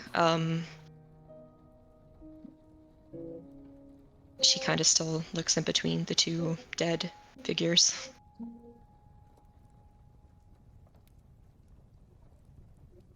This is where I want it to be.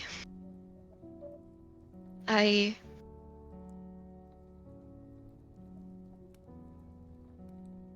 feel it's only fitting. She walks over to the tree and with hesitation reaches down and just places a hand on it, kind of kneeling to hug it as best she can. It's been quite a while, hasn't it, Oakley? I'm sorry. Do you still have speak with animals up? Or plants?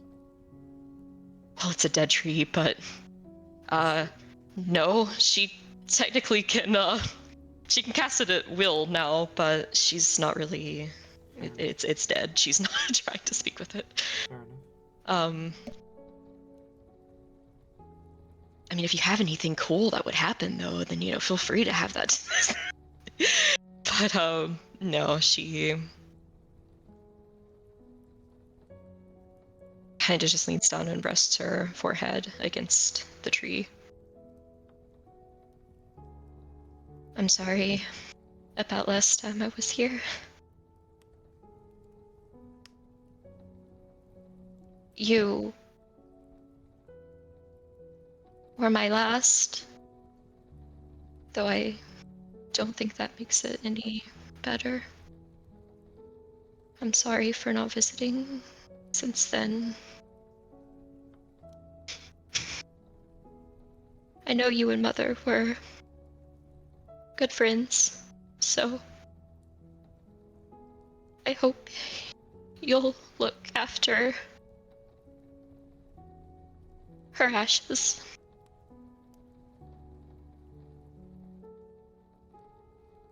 I thought it was only fitting that I place the two people I killed next to each other, I guess. That doesn't make much sense, saying it out loud.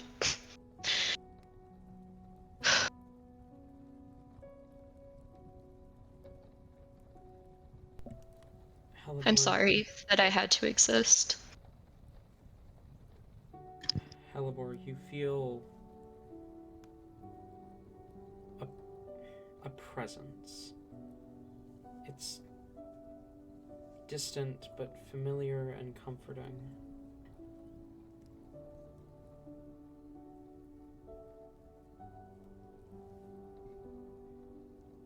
Though you're not entirely sure what it is.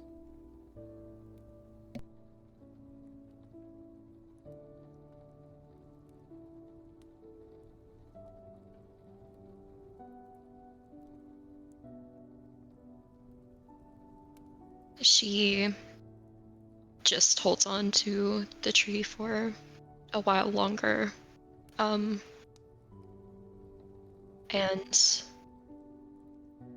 will reach down and kiss the dead bark before standing up and putting more of her attention on the body.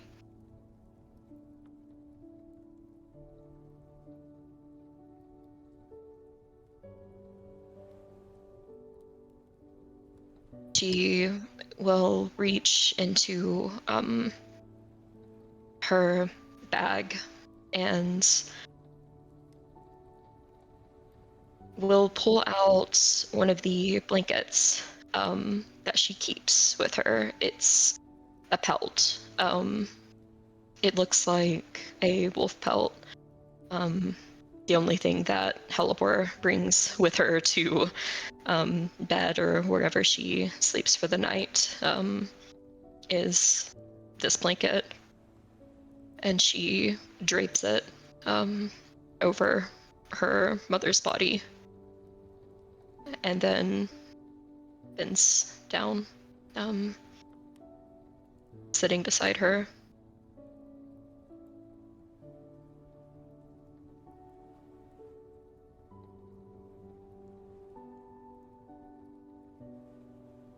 I am going to do my best to make sure that this isn't goodbye.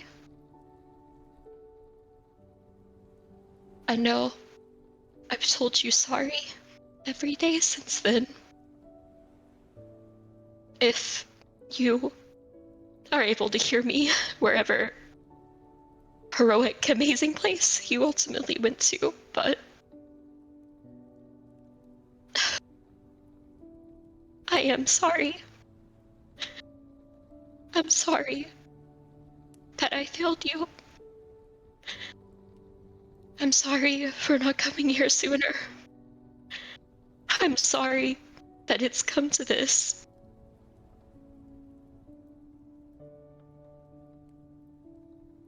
I am going to do everything I can to make sure this isn't the last time I get to hug you. And she finally will lean down and hug the body, draping herself over it, tears pouring down and soaking the pelt.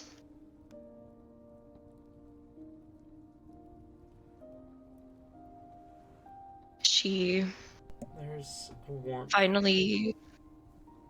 There's Go ahead. There's a warmth that almost seems to wrap around you as you do this.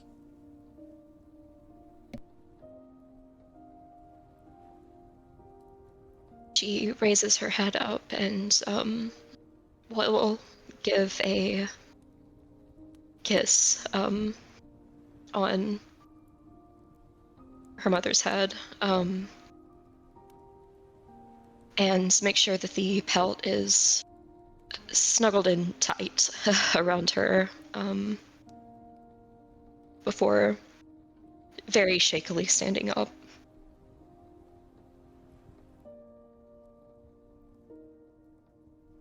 I hope that Wolfie keeps you warm. Not that I felt only fitting to place them here with you. I hope wherever you are, he's with you there, too.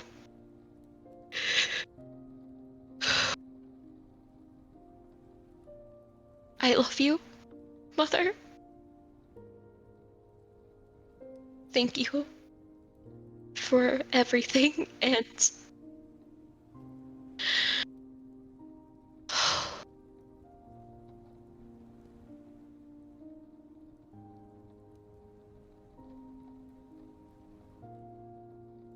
I promise I will get revenge for what happened to you.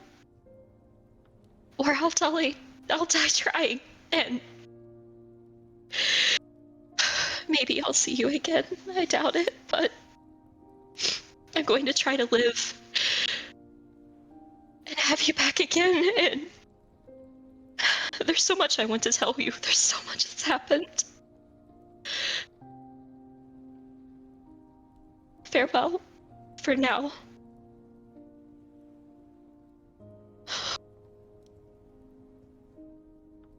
And may you keep living in my heart.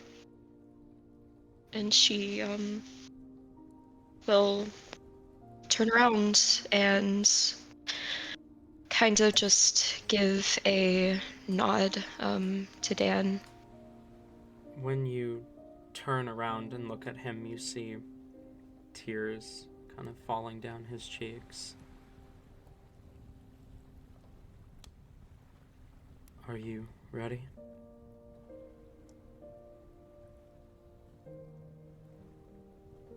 I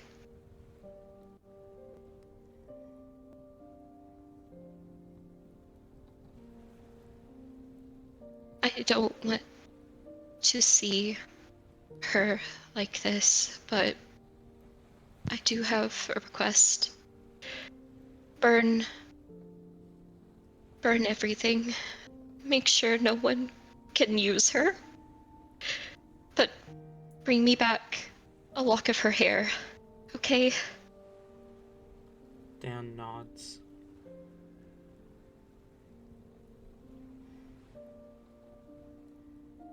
Thank you.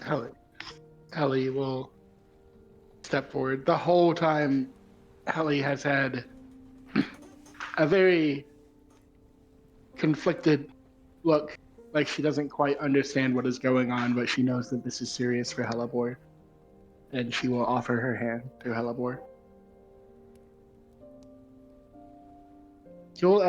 You'll see her again. I'll make sure of it.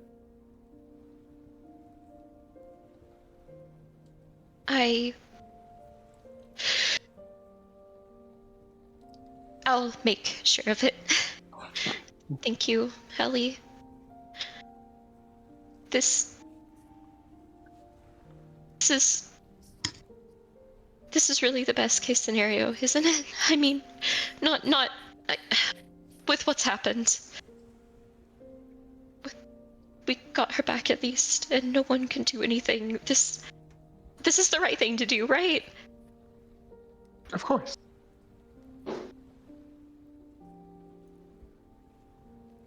Come on. I'll start leading Hellebore away, and I'll give a nod to Dan. Dan will nod and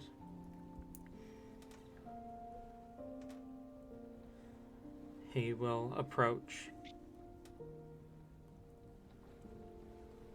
Talzin, are you going to stay and watch, or are you leaving with them?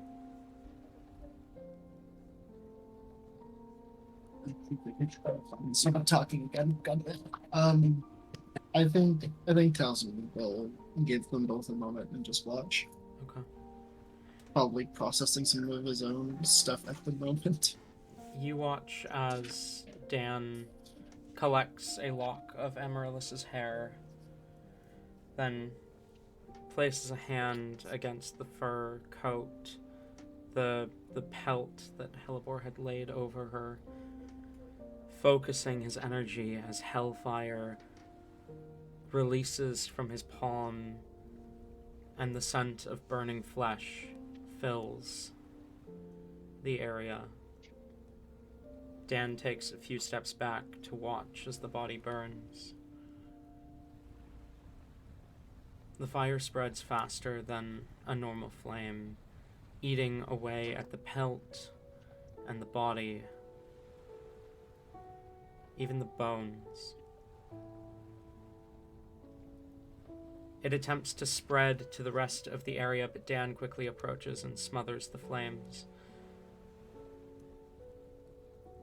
As a small pile of ash is all that is left. Dan thinks for a moment before he turns to you. Do you have a bottle or a vase or something? That's a great question.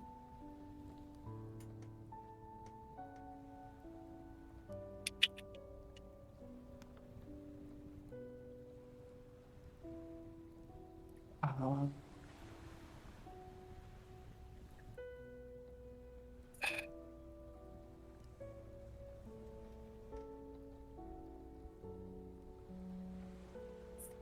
what really?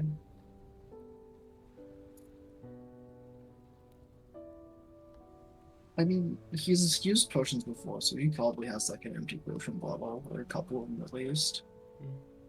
Fair enough. So he'll pull out like a larger potion bottle that's probably been used up from a while ago and just hands it to him silently. Dan will take the bottle.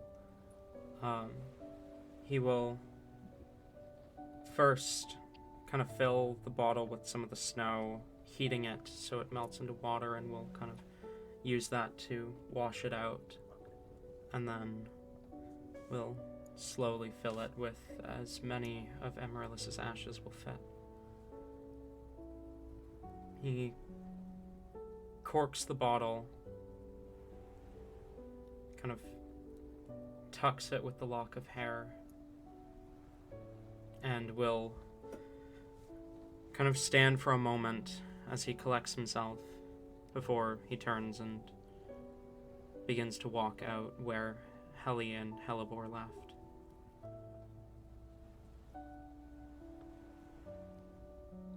Doesn't fall on any ways being.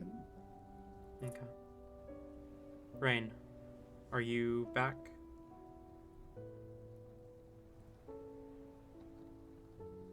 No? Okay. Then Heli and Hellebore, as you walk away, is there anything you'd like to do before Dan follows?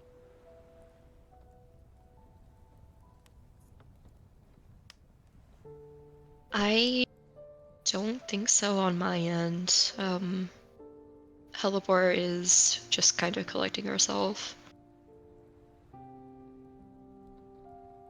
Hallie is just watching Hellebore, trying to collect her own thoughts as well. Then, after a couple minutes, Dan approaches. He kind of clears his throat to make himself known, and then speaks up and says, I've got the lock of hair, and he'll kind of hold out the hair in the bottle to Hellebore. I wasn't sure if you wanted any of her ashes or not.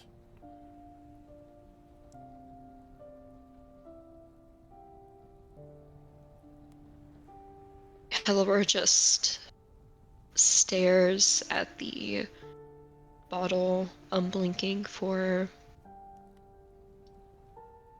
a good long few moments.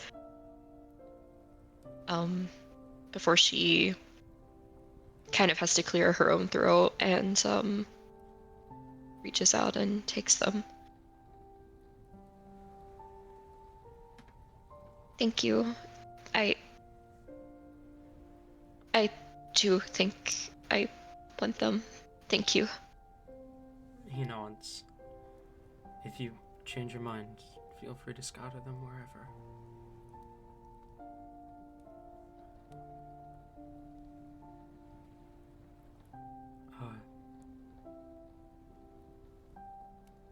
I'm sorry, Mistress Cilicia. I'm an emotional man sometimes.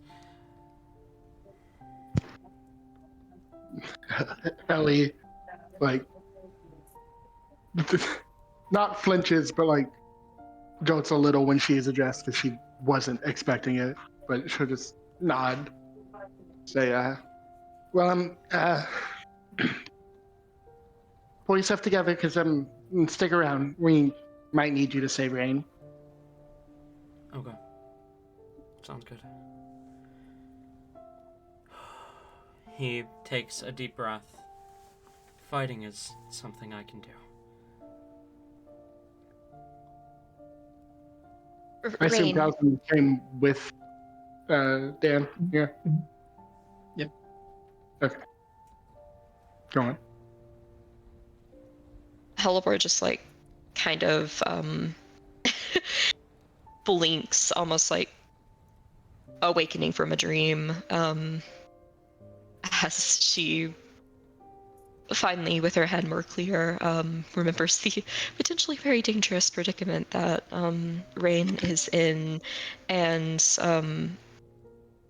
kind of she very carefully goes and puts the lock of hair in the bottle. I imagine she kind of like almost ties like the lock of hair around the bottle a little bit, and then kind of very carefully places it in her bag and will hop up. Okay, okay, we that's over. We've done a good thing. Okay, Rain, we need to go to Rain, and she's going to take off running in that Hold direction. on. As you go to take off, Helly will grab your arm to try to stop you. Billy hasn't come back, and Rain said he needed to be sneaky. We don't need to charge in and give him away. We can just calm down, and we can hang out outside of whatever that is. When Philly reports in that something's wrong, we can go in, but we don't need to go in after him because we might make things worse.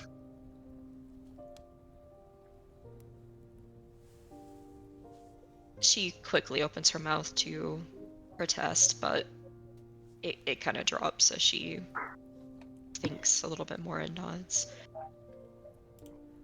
That's true. Okay, well, we should at least be at the edge of the clearing, though. Yeah. Right? And now, calmly, we head to the edge of the clearing. Okay. You make your way back. Rain. As Yes. you keep your eyes and ears out for survivors, you continue to walk through the battlefield around you when you begin to hear a quiet groaning in the distance.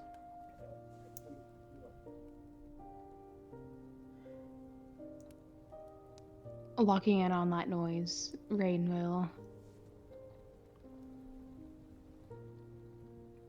take a deep breath and pull the dagger from his boot. Zed's dagger. And he'll seek out the noise. You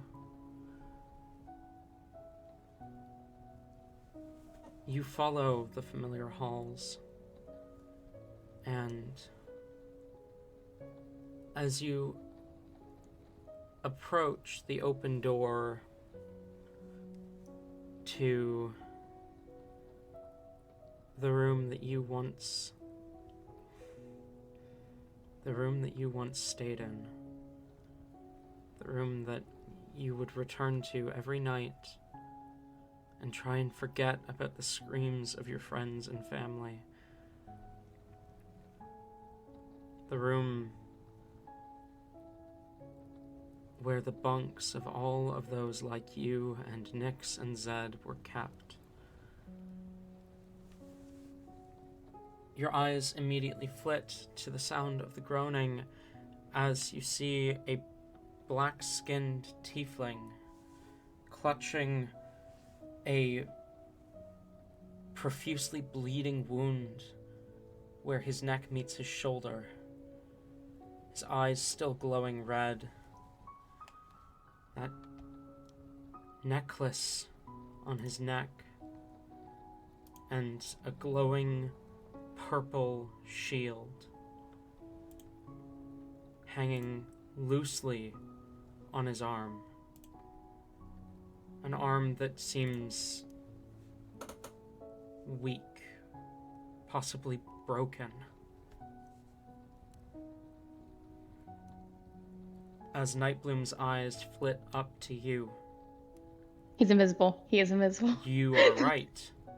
As Nightbloom's eyes flit up to you, Oh, fuck. he looks at you and just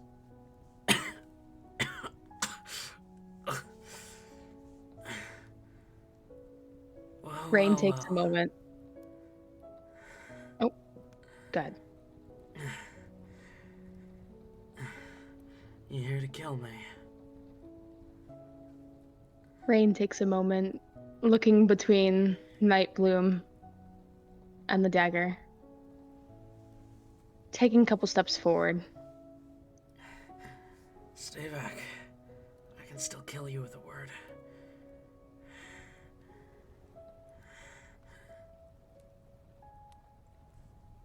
I'm not gonna let you die that easily. And Rain's going to drop the dagger and instead pull out the greater potion of healing that he has. Approaching cautiously, almost like you would a wounded animal, Rain will try to get down and offer the potion. Helly, as you are making your way back, you hear Philly's voice echo in your mind. We found another injured demon. He doesn't seem aggressive right now, but stand by for further updates. All right. As you offer the potion to Nightbloom, he stares at it. Is this rain or rainfall offering me this? Just take the goddamn potion. Is this rainer or rainfall offering me this?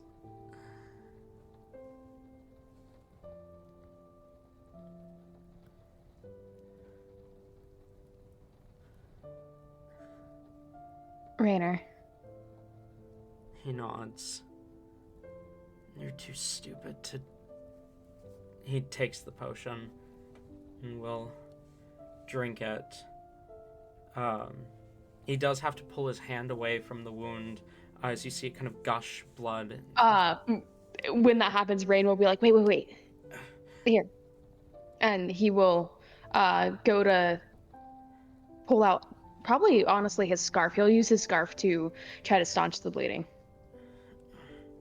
As you wrap the scarf around him, pulling it tight against the wound, he... You're gonna be okay. Yeah, no shit.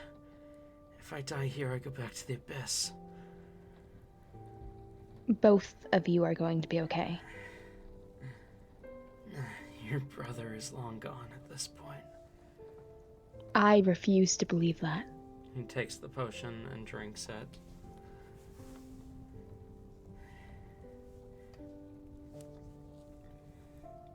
What happened here? Why? What did you do? What did I do? Nothing. Protected those who were giving me what I needed. As did Cairo. The Crest Hunt attacked us.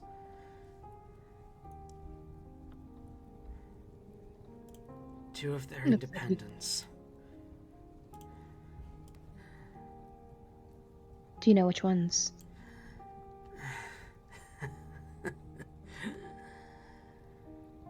They ran with their tails between their legs. Let's see. One of them... She was a woman.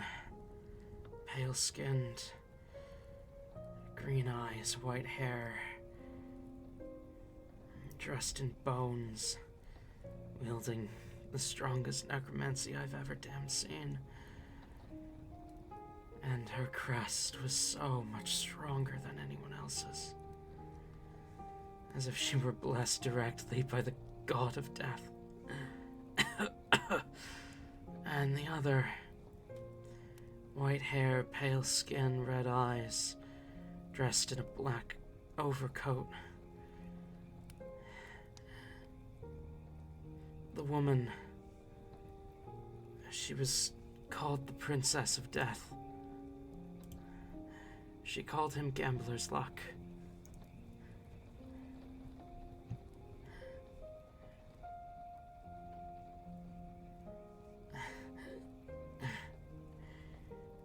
We sent them running, but that Gambler's Luck fellow got me good.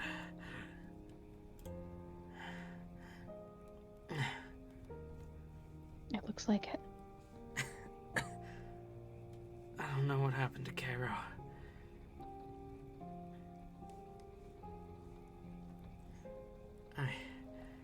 I think he got out alive, but even if he didn't, it's not like death is gonna stop us yet.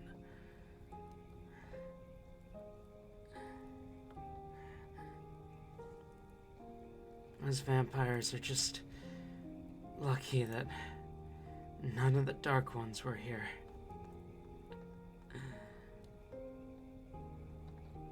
I mean, to be fair, there's a lot more independents of the Crest Hunt than there are Dark Ones. If I were you, I'd get out of here. Why?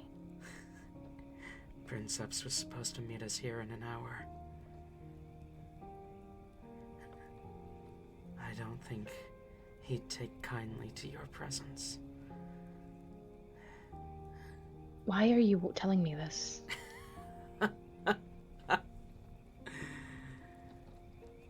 Maybe you're right. Maybe your husband's still in here after all.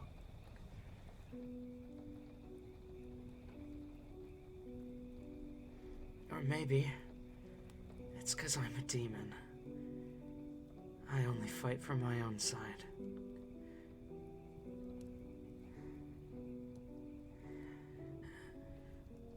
And it ain't like Princeps' survival is gonna change the outcome of my plans. And what are your plans? What are Princeps' plans? I don't know what Princeps' plan is. He screams about equality. You remember how he talked to you and Nyx? You were stepping stones to a world where anyone could be anyone. I wish I could forget. A world where Chris meant nothing because they were all powerful. They could take and give them as they pleased.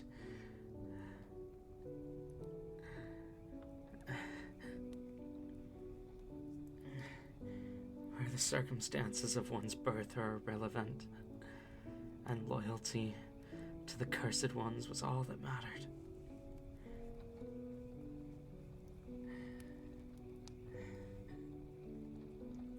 Probably something along those lines, I'd imagine.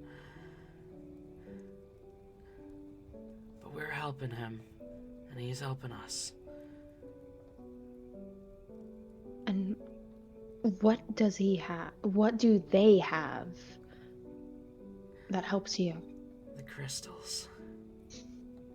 They have those damn crystals. White, Crystals. hot energy. Pure destruction. Why do you think they're so strong? It isn't their own power, that's for sure. The Dark Ones, their power comes from their crests and their crystals. Nothing more. Sure, some of them are exceptional fighters or mages, even without the crystals, but they're only so powerful because of them. White, hot soul magic. Pure soul energy. crystallized into a physical form so much stronger than just a soul-bound crystal. Where would they get those? No idea. So many of these crystals are passed down through family lines or lost in temples. And some of them were taken into the bloodstream of families generations past and passed on through their blood, through their legacy.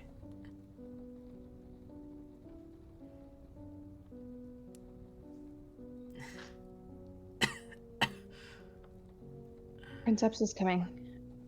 I need to get out of here. Will you be okay? Worst case scenario, I plane shift back to the Abyss. Don't worry, I'm not gonna let this dumb vessel die. It would be far too difficult to find another one. It would. So it's in your best interest to keep him alive. And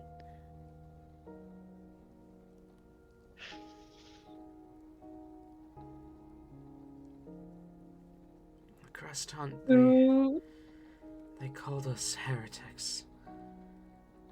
They called the work of the Cursed One sacrilege to the highest degree. Said we were worse than the Council.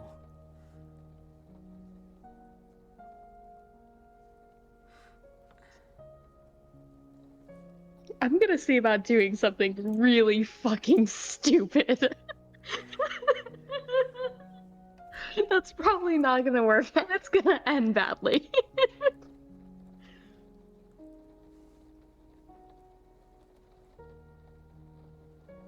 God. Mm-hmm.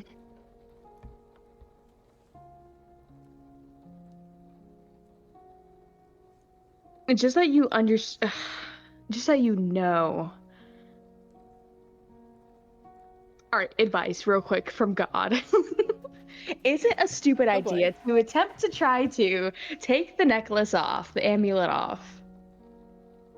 Nightbloom has claimed that he can still kill you with just a word. I know. Whether he is lying or not, you can roll an insight check if you would like. Let's start there.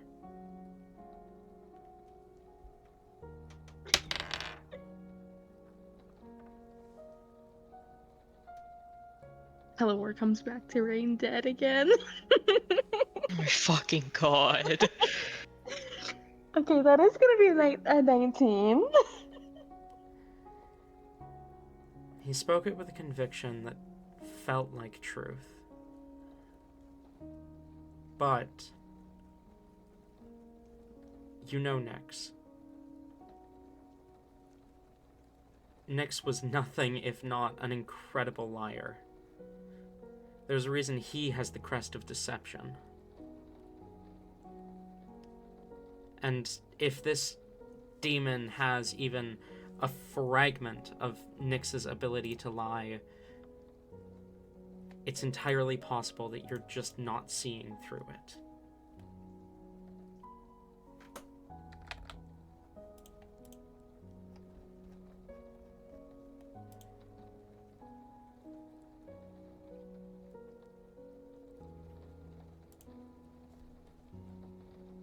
Okay, give me just a moment.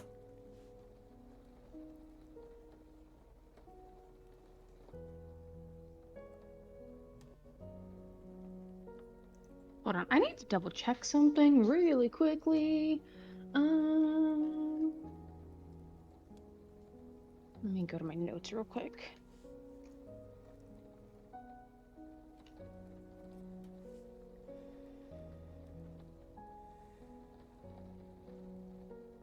That's the wrong server entirely. Okay, I realized I didn't put a magic item on Rain's thing. The Gloves of Thievery. I'm pretty sure that's just a +5 to sleight of hand checks. Okay.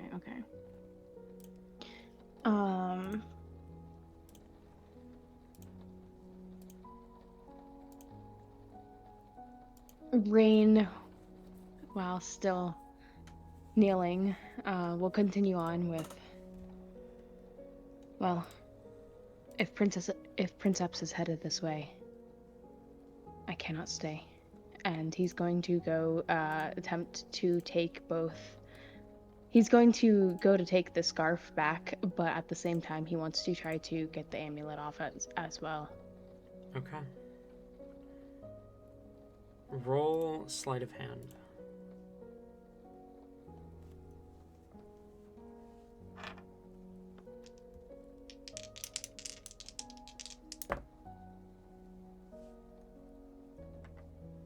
I'm gonna tell you now, before you tell me what you rolled, before you roll, he got a 20 on his perception. Oh. Well. Lock the fuck in. Oh no, this is fine. This is fine because I have a +11, guys. You're looking for a 9 You'll get or better higher. than a 9. I can't wait for you to roll a 1. It's over 50%. It's a 55% chance to succeed. Oh, I got this actually. Guess what I rolled, guys? What'd you roll? 10. We got a total of 26. Let's go. Hell yeah. That's my master thief right there. Mm-hmm. Roll a wisdom saving throw.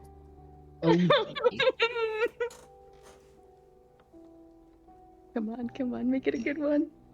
19 for a 24. You pull the scarf, and in the same moment unclasp the necklace. As you pull them both from Nyx, immediately he collapses, falling unconscious. You feel something press into your mind and you push it back. What do you do?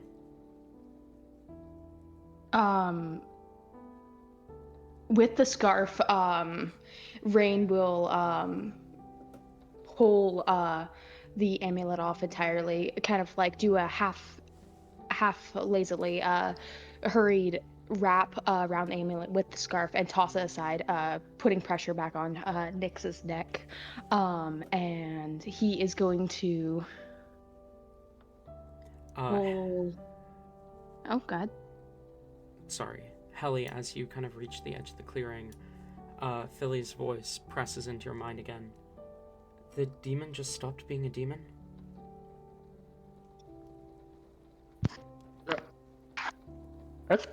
They can do that? Up you undemons.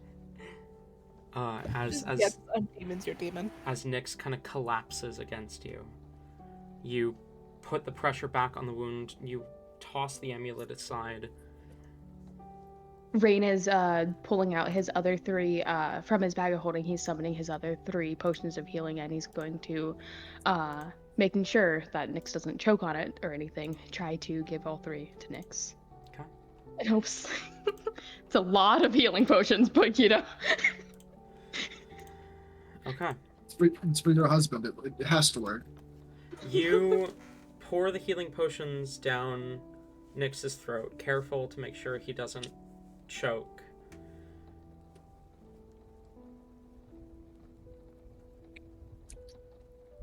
And you Rain is feel also. you feel the blood slow beneath your hand. You feel his breath hitch and begin to stabilize.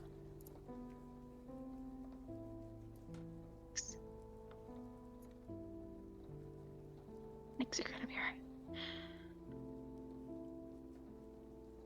And Rain is going to, understanding that Princeps is on the way. We need to get out of here like half an hour ago.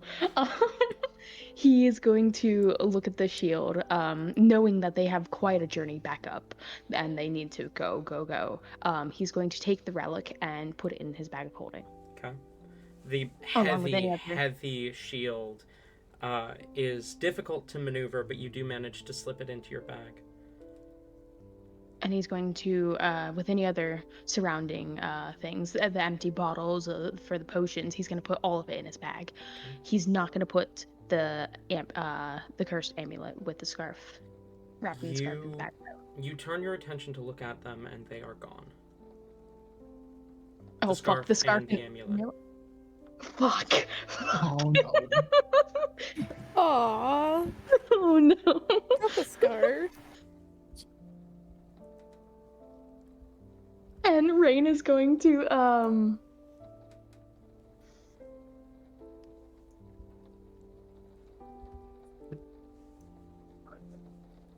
looking at Philly and looking at You can't see Philly. Knowing- He's invisible. Oh, right. Knowing Philly's not very strong, huh? He's an imp. Okay.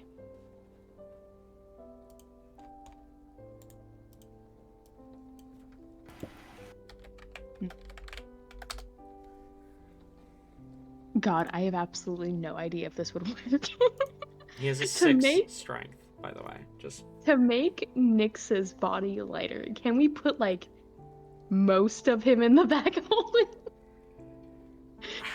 We can't hit him. Are you doing this shit again? I mean, there's what? There's some like 10 minutes of oxygen in a bag of holding. Throw No, in their no, no. pocket. No, We're leaving his no, head out. We're No, leaving his yeah, head out. Yeah, I have no. an image, actually. Yeah. Oh, no. Do you still have that?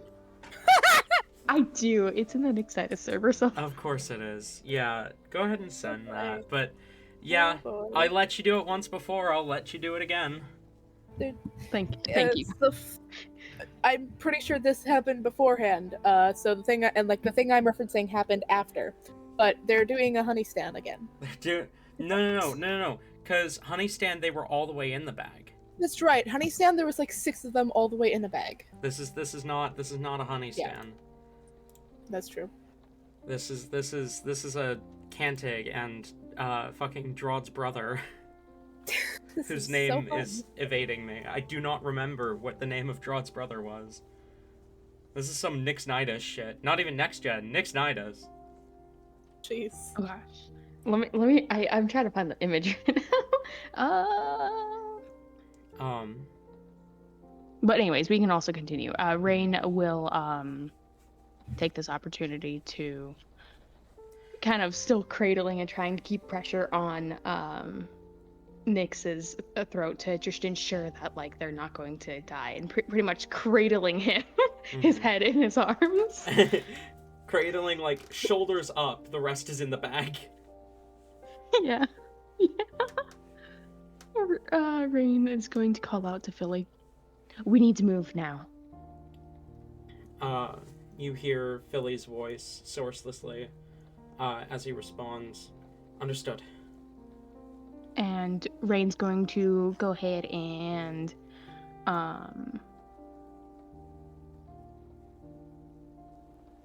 sorry, I just found the image. No. Helly, you hear Philly's voice press into your mind. Mistress Helicia, we are on our way back up. Apparently something called Princeps is on its way.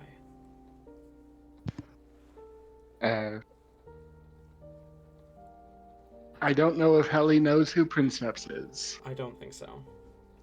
but she will smile to Helipor and say, Felix says they're coming back up now. What the fuck is that? It's Is Cantig. everything okay? I guess. You didn't sound urgent. Okay, good. I hate bag jail. That's it. Get on top of the fridge. That's it. You're grounded. Get in the bag. This party is a fucking nightmare! And with as much urgency as he can muster, Rain is going to book it out of the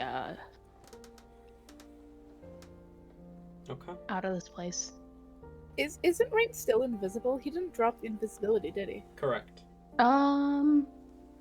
Well, if Didn't cast any he's spells? because like he didn't cast anything, but like would any of that been counted as like? No, none of that was an attack. None of that was a an spell. You'd attack. still be, Yeah, your Oh yeah. be invisible. your spell didn't end at any point. Okay, good. You All right. I will say Nyx is a creature, so he is visible. But But if only need the be, we can only- shove his head in there. only the part Floating head. only the part of him that is not in the bag is visible because the bag is an object that you are carrying. That is. It's so good. So if need be, if we hear like Princeps coming or some shit, we can just like shove his head in there. Yeah, that would work. I also, I don't think Rain would do this, but I also want to point out you could just give the bag to Philly, and Philly could disappear, and then you can make sure Princess doesn't get Nyx. Ooh, that's.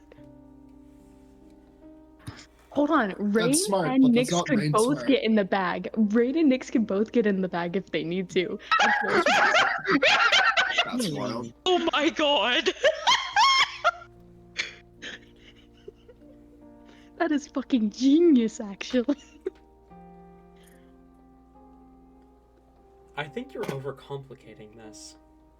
Nightbloom No, said I think this is the correct amount of even- complications. Even if this isn't useful right now, this will be useful later. Yeah. It's a surprise Chekhov's tool gun. we'll use We've for got later. Chekhov's gun loaded now. This Better is yet, there beautiful. are 2 bags of holding. This also Don't means do we have not. we have a I'm free mad. plane. We have a free plane shift to either Hell or the Feywild. So This is crazy, guys. huh. I don't Maybe there's a reason why the Find Familiar spell specifies it drops all items when they disappear. I don't like this.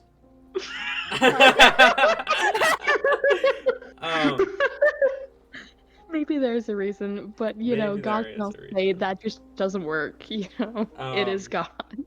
Well, you guys won't find out until you try, so. Mhm. You guys, Philly and Rain, you guys quickly make your way back up. Sorry, I dropped my D4. Give me half a second. Don't step on Bring it. your Or D4. do. Keep dropping that D4 of yours. Yeah, because I keep fidgeting think it with likes- it. I think it likes being on the floor. You should leave it there. That won't cause problems for you later. Not at all. Well, it's not on the floor where I usually walk. Yeah, whatever, I'll find it later.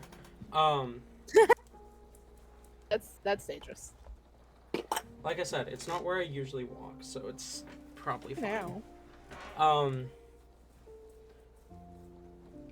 Do you drop the invisibility spell as you are like making your way up the stairs?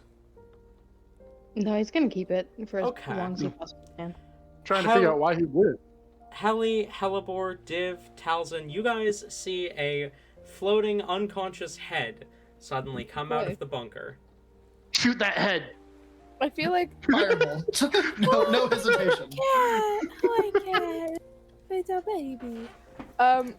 Div is in a tree. They don't have their armor on right now, just to kind of stay nimble. And they kind of just watch as this head appears, and they don't say anything. They just kind of sit there, and they watch. They're trying to be hidden, but they're them in a tree. It's kind of. But yeah, no, they're just waiting for Well, something else. To I- happen. Right. Well, no, Helly can't see Rain, but Helly can see Philly. Yeah, We have ruled before that Helly can see Philly when he's invisible. that's true. So you do see Philly kind of run up next to the head. Rain? Rain? Is that you? We're over here. Get out of here now. And Rain is going to drop the invisibility. This probably is quite the awkward, interesting scene that you guys see. Where's your scarf? We'll talk about it later. Princeps is coming. We need to leave. Hold the fuck up. Who? That's a name? That's a name? Yeah, I didn't think that was a Understood, name. Rain. We do need to get out of here. Is Nyx okay? Is this the? Is that Did Nick? you get him? I got him. Well, he's hurt badly. We need to move now. Do you need here? And Div will like jump down from the tree, walk up to the head and cast Cure Wounds on Nyx. Okay. Roll that healing for me. Yeah, it's just gonna be at first level, but that's going to be 11. Look, Rain will take any healing from anyone at this point. We're not far from the city, so let's go, I guess. Teleport, do you think you could turn in something so we can go quick? I'm sorry. Talon, do you think was there any opportunity in this to say she had a short rest? Probably not. No, not really. Yeah, Damn. because she burns both of them, just barely. If it was 4.5, literally by 30 minutes, like 4.5 hours. But she gives like a very apologetic look. I haven't really been able to rest. No, I can try to hide us though. And actually, she probably has it been an hour since she cast Pass Without Trace? Would you say? Would you say that's still up? I would say that's still up. Okay. In that case, then she will move even closer so that they're kind of shielded by the shadows, and then will. If Rain looks like he needs any help at all, she'll try to offer it, and then kind of nod to the group. We should definitely head out. Yeah. Let's go to the city. Let's go then. We should move. Seriously, Russian that mom. princess, lot of that's a schmooving. name? A lot of It's a smoothing. really dumb sounding one, yeah. Like it Your didn't name look is- like it was a name. Your when I name wrote is it. 3 letters. Your name is 3 letters and it's all capitalized. What do you mean? To be fair, none of you know that. Shush! It's funny.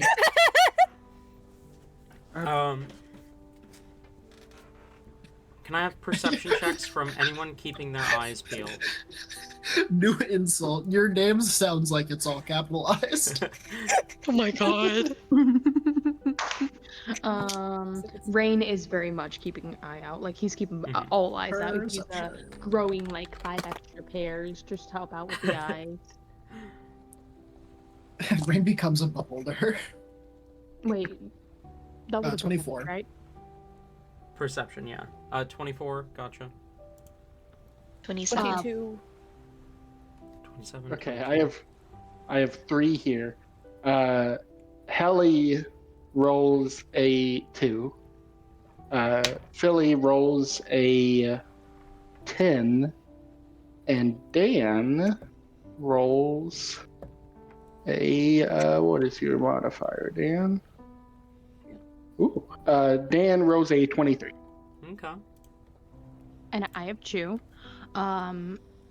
Felix's is a soft 20, and then this one is kind of understandable. I feel like he's much more focused on Nyx at the moment. Rain got a 14. Flash of Genius Rain. I forgot about Helze. Helze got a 23. Hilza got a 23. Rain got a 19 with Flash of Genius. No, it would be. No, hold on. Rain's original roll was which? 14. 14. So it'd be 18. It'd be 18. Sonic Claire has a +5 intelligence, and so every Yeah, time I hear this- Flash this- of Genius, Yeah. as did Lisbeth, I think. Yeah, So Lisbeth every did. time I hear Flash of Genius, my brain just defaults to +25 or Wrong +5. character, so Damn. Plus 25. 25. Plus look, Lisbeth and Sana are very smart. Ignoring that would be an 80 I intelligence. think I thought it would be 100. Mm-hmm. Yeah, I think you're right. I think it is 100. That'd be crazy. What do our mini eyes see, DM? No, it wouldn't be 100. It would be. We need to figure this out right It would now. be. It would be 60 because it's -10 divided by 2. So it would be 60. I'm now so I'm lost. I don't remember what happened to get us to this point. I don't remember. Plus the genius. Fair enough. Okay, so sorry. Rain got an 18. Dan got a 23. Div got a T2. 22. Hellebore got a. Fucking 27. Helly got a. 3, Philly got a. 10.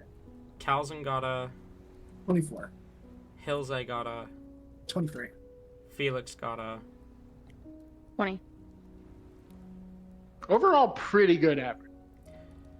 So that's not bad. Me be like seeing and shit. Talzin, yours Yeah. was the 24, right? Yes. Okay. Talzin and Hellebore are the only two. As you guys pass through the entrance to the city,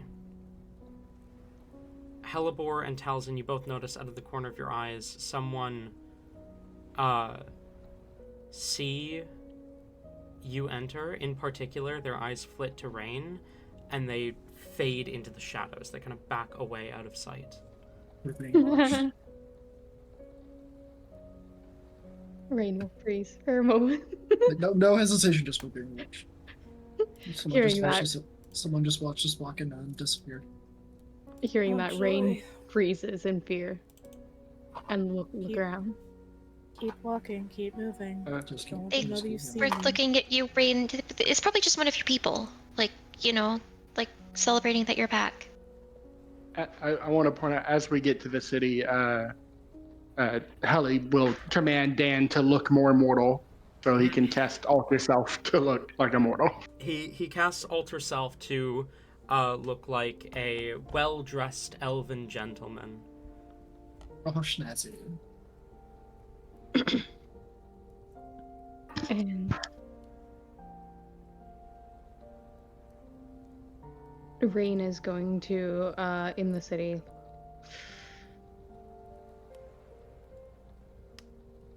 Okay, this is gonna sound stupid. What is the name of the city we're in? I know it's the main one. Contra. Contra City. Thank you. Rain is going to look around, and Rain knows Contra City fairly well. He doesn't want to go immediately to like any of his places, but does he know of a inn that won't ask questions? Definitely. All right, he's going there. Okay. You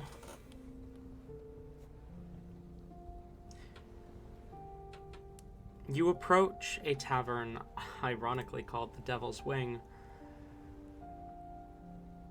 Or an inn, sorry, ironically called the Devil's Wing. As you enter, you see a kind of tiefling bartender, a pair of leathery wings folded behind his back, the kind of red skin, and a pair of black eyes that study you as you enter. He looks at the unconscious man in your hands and then just back at you. What can I get for you? We need a room. And we need to not be disturbed. How many? Just one? Yeah. If you could make it a bigger one, that would be good. How long do you need it? Just for the night. That will cost you 6 gold.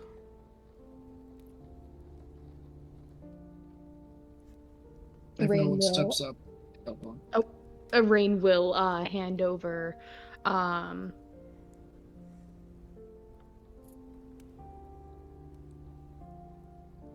Rain will hand over 8 gold and just nod. He smiles and says, you want this to be private, understood. And he will hand you a key. And with that, Rain will take the key and kind of wait for directions to the room. Upstairs, to your left, there will be at the end of the hall a blank space where there should be a wall. Press the key against it. Private. Damn. Nodding, Rain will follow directions and right before he fully I meant to leaves. say where there should be a door, not where there should be a wall. I had a feeling. I was gonna call it is out, what I but call it. Evening with your mother. Fucking caught up. That's Holy wild. shit. Destroyed. Thank you. He nods.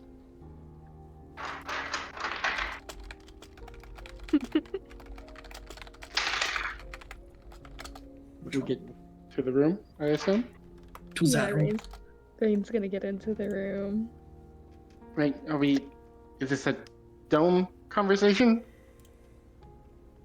As you approach the blank space on the wall, you press the key against it as the illusion shimmers, and you see a door. Putting the key in the door opens it, and you step inside. As you close the door behind you, you hear the magic kind of whir to life for a moment as the illusion reactivates.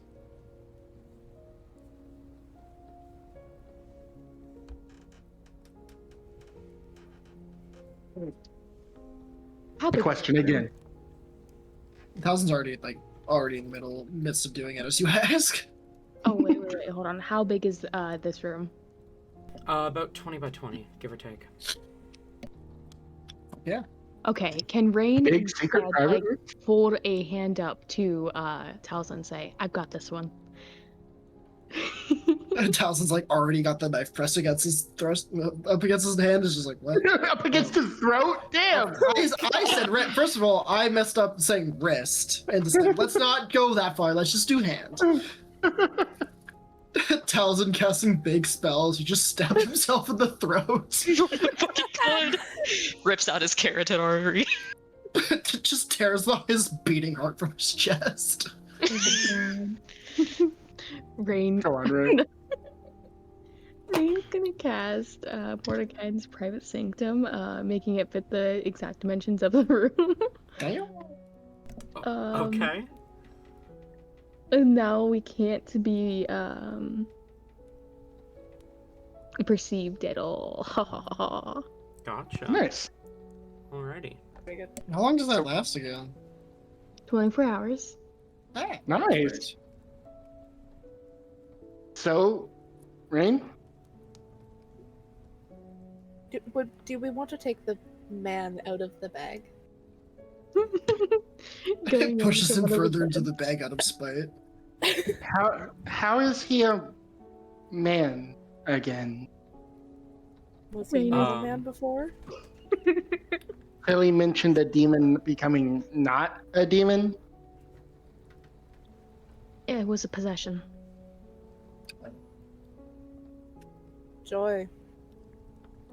Do we want to take the man out of the bag I've got to it. see if it's dead? He is not dead. Are we sure? I mean, if he's dead, we have ways to fix that. He looks dead. He looks dying, at least.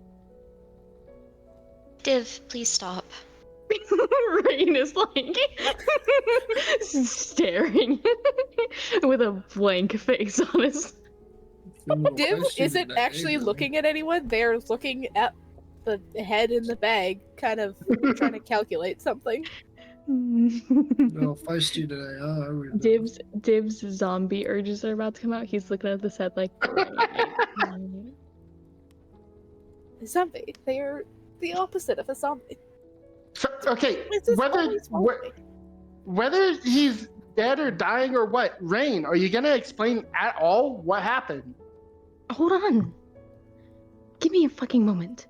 And Rain will take Nyx to a bed and take him out of the take him out of the bag. Sorry. It's just a lot. This is Nyx. Cool. Wasn't he a demon? He was. Wait, how did made a mistake. how did you go on? I took off the amulet that was binding them together, and now the amulet's gone, and I think it's going to reappear probably unexpectedly, and it might at any given point make him repossessed.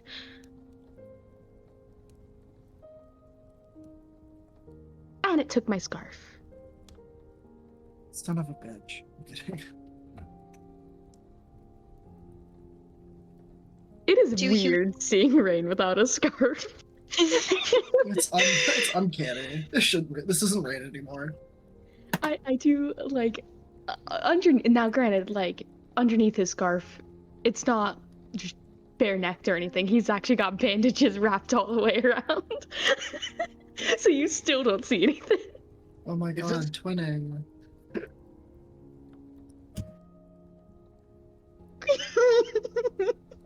Tabby, I hate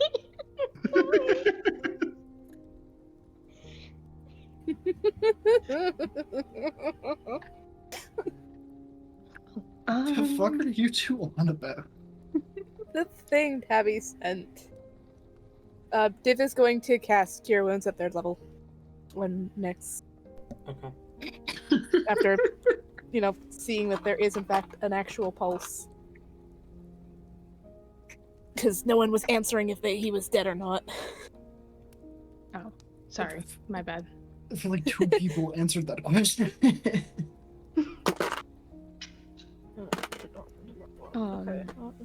Rain literally used every health potion that he had on this guy. He's It's it's just some someone. guy. He's north of that. He's a guy. Fine, on his husband. Going to be 21 points of healing. Thank you. Well, he's definitely breathing, so there's that. Div is now going to go and sit on the opposite end of the room. How did you get the amulet off? What was he doing there? They were fighting. The Crest Hunt and Cursed ones were fighting. He was actually supposed to meet Princeps. Oh. Wait, so the demons are working with them? Yes. I mean, them I fighting was guess that makes definitely- sense. Hellebore, a voice presses into your mind. To be clear, they are not working for me. Those demons are acting of their own will.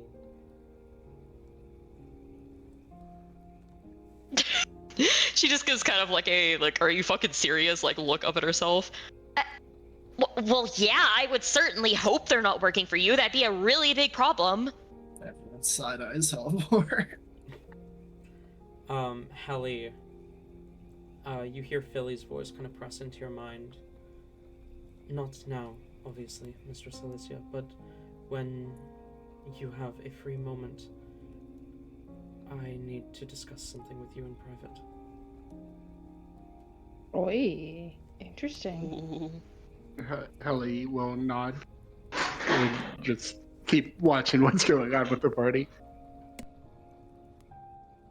Rain, did he have the relic on him?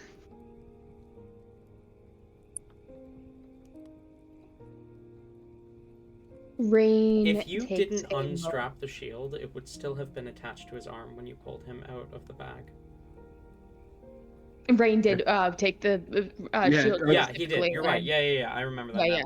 Sorry, it took me a moment. Because I'm sorry, Hellebore, but your information, the information you know, must be limited, and so Rain is going to kind of look around at everyone in the party, keeping his eyes on,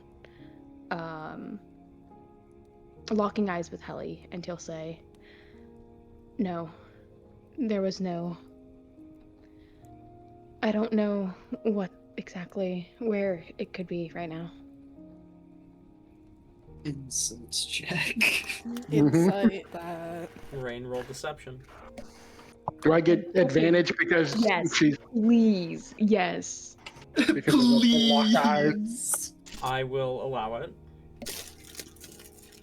I will note my insight isn't actually that great, so the chances that I succeed this and not them is pretty low. But I did get an 18. What are you, 24? I got a 20. Yeah, see? Hellebore, what'd you get? Oh no, she believes Rain. She's not gonna like. Oh, thank goodness. But unfortunately, Icarus might not. That's the problem here. Oh no. Okay, so here's the thing, guys. Rain rolled a 10. Oh boy. Oh boy. Dawson just looks disappointed but doesn't say anything. This isn't the moment. Rain is trying to, like, convey this to Helly way too much that it makes it way too clear exactly. Hallie 100% believes that only she got this information. Div sitting behind everyone kind of like looks up and for probably the first time actually looks at Rain's eyes, whether or not their gaze actually meet or not. But they also don't say anything. Everyone will remember this. Hellebore just. Considering it isn't everyone, it's like just the Helly will remember this, Dawson will remember this, Div will remember this. Hellebore eats this up. Just like this is food being fed. Yippee propaganda. She Helly's immediately not into nods. propaganda. Oh, that's maybe if he retains his memories when he wakes up, we can ask like where it went. That's really not good. You said that we're meeting Princeps. Do you think they might have already handed it over to them? Possibly. Well, we have things to do in Contra anyway, so we need to like look around for the cult, right? That's kind of important. And Rain, I imagine you want to stay here with your friend, make sure nothing happens, and maybe talk to him when he wakes up and let him know what we know and what. Yeah.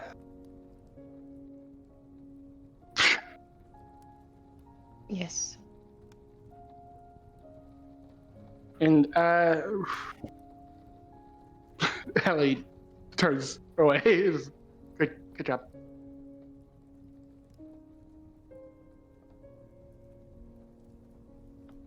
Rain is going to stick right by Nyx's side, and slowly but surely he starts prestidigitationing, like his hair clean and everything.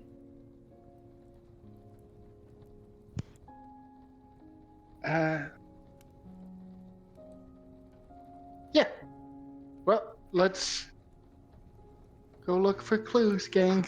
Before I fall, can I just make sure he isn't under the effects of any kind of lingering curse from the amulet?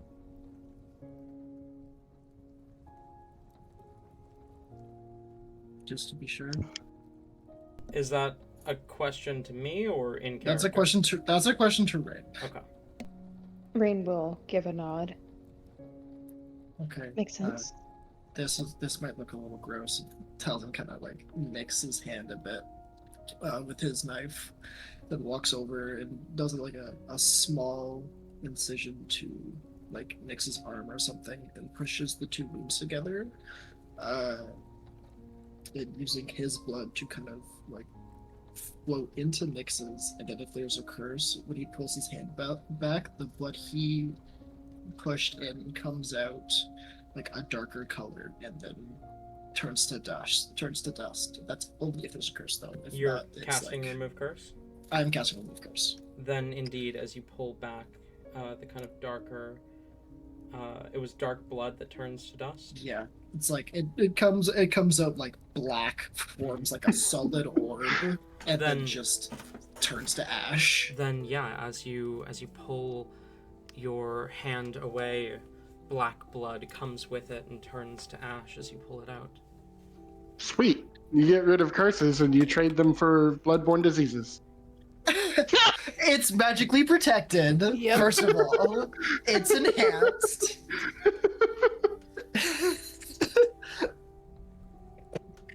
I was gonna take that joke further, but no. No, that is in poor taste.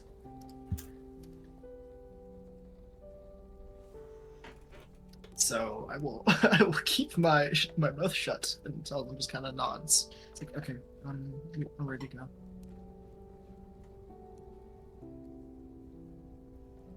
Lepore will stand up and kind of, since Reina's sitting by the bedside, she'll kind of just walk up and give him like a side hug.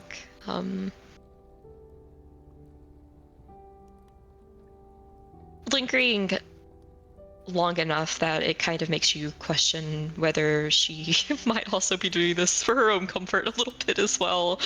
And then steps back a little bit.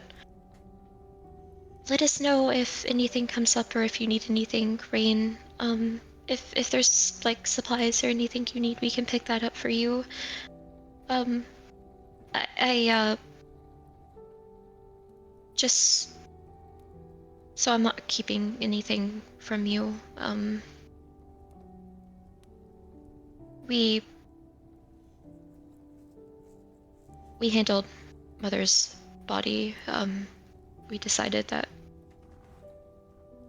cremation was the best choice, so you don't have to worry about that anymore. I shouldn't have to drag you and the others off to freak out about that again.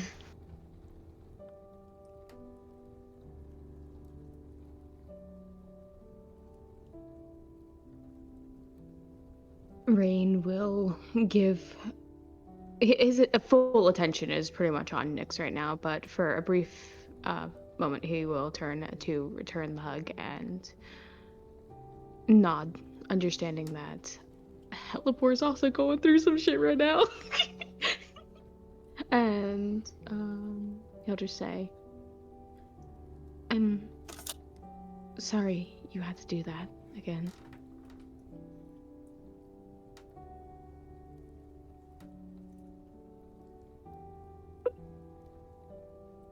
Hopefully it's for the last time. I have a piece of her that I took. I'm gonna get her back. It's okay. We'll both get our people back. Okay, Rain? We will.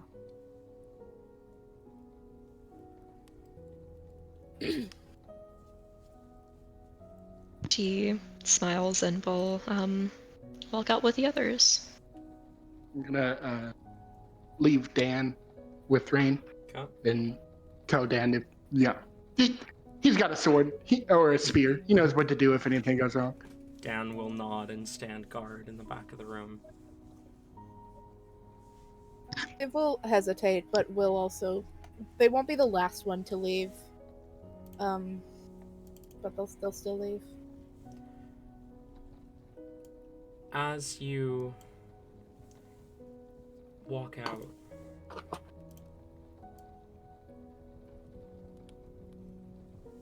you make your way downstairs, I assume? Mm-hmm. You see... No. Go on. I was going to say, a bit down the hallway where Div can be sure that they're out of Rain's earshot, they kind of speak up going, okay, how many of you all know the guy, and do you like him at all? Nyx? Yeah. I think the only one of us here that's met him before was Hello Boy. Okay, that's kind of what I was worried about. Hellebor, how did you feel about him originally? Before he was, possessed,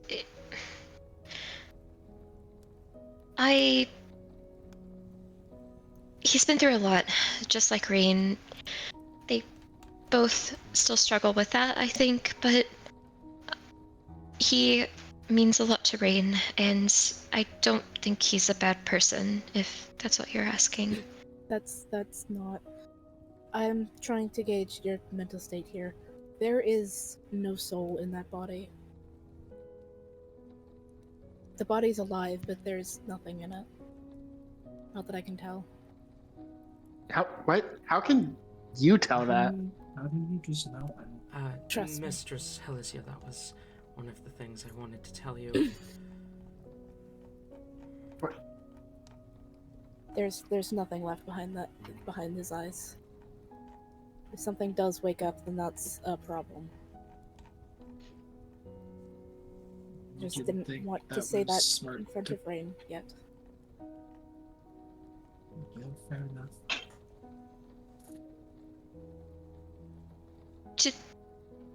Do you know what?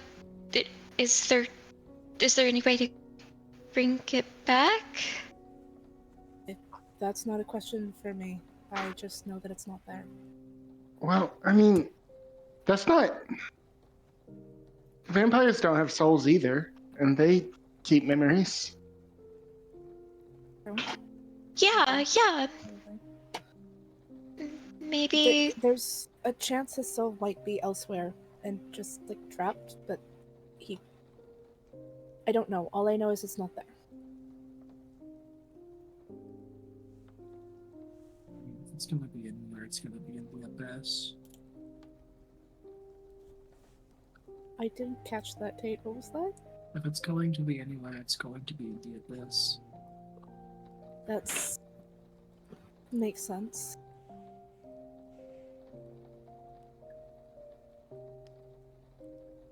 Hellebor is gonna consult her good old demon on dial. She gonna speak up. Icky, you're a demon, right? Do you know if there's a way to bring him back, or is he gone? There is always a way to bring something back, even if it has been completely destroyed, left not a mere ash left behind. It can still be remade. That is the nature of devastation. What an incredibly comforting thing to say to someone whose body we just cremated for the sake of them not being able to be brought back. Anyways, continue.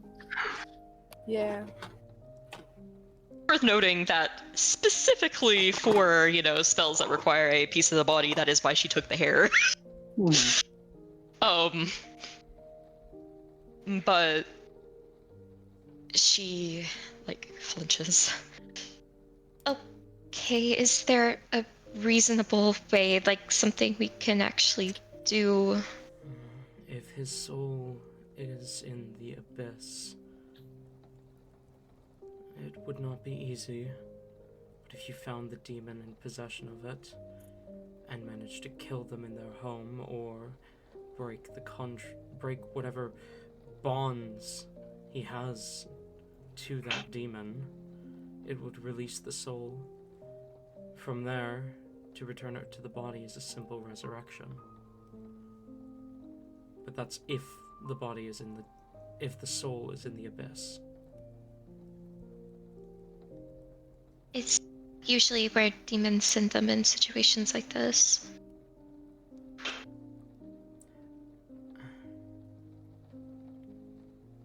Hellebore, you likely didn't notice. There was a scent of brimstone about him. Did he have... Mm-hmm. He had a pact with that devil, didn't he? He did. Fuck. Shit. So we're going to hell a lot earlier than we thought. It's more likely his soul is in the hells. Oh. And to return a soul from a Oh. devil is... Well, I suppose you do have the daughter of their princess with you, but without having any sway over the devil who owns his soul, simply killing them would not be enough.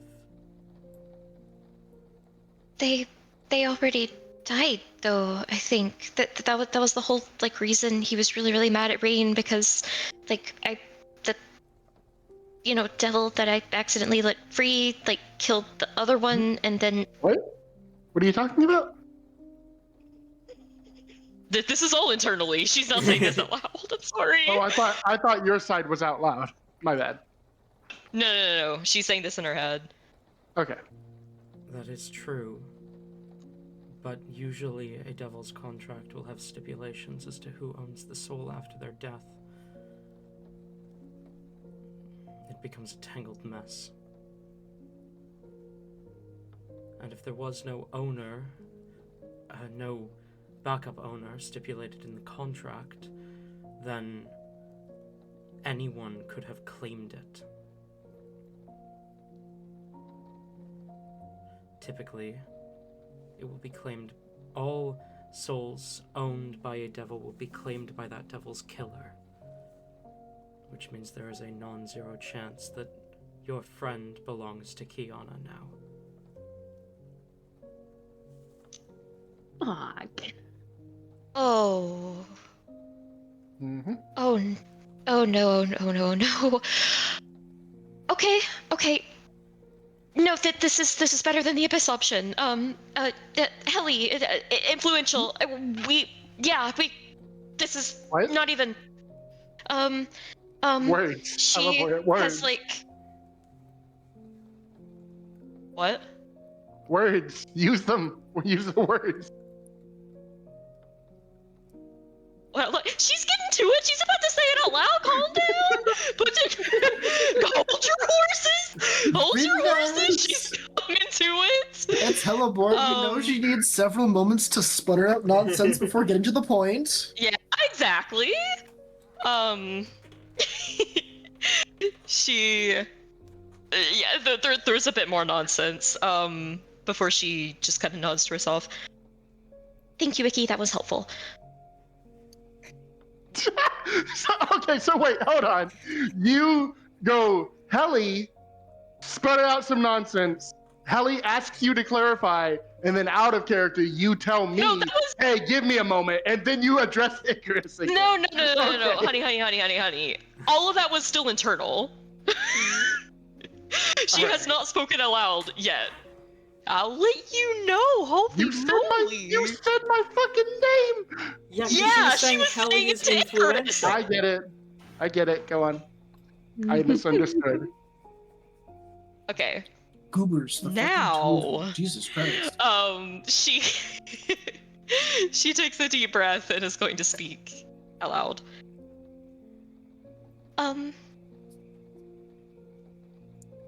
So Nyx kind of had to deal with a devil, and then when I accidentally freed Kiana, she kind of killed the devil who he had the contract with.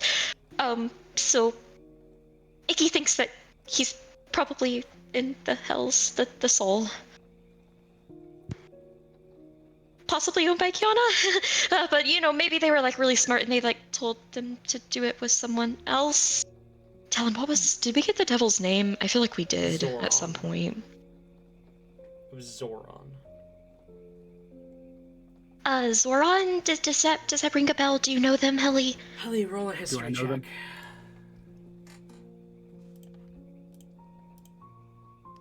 18. 18.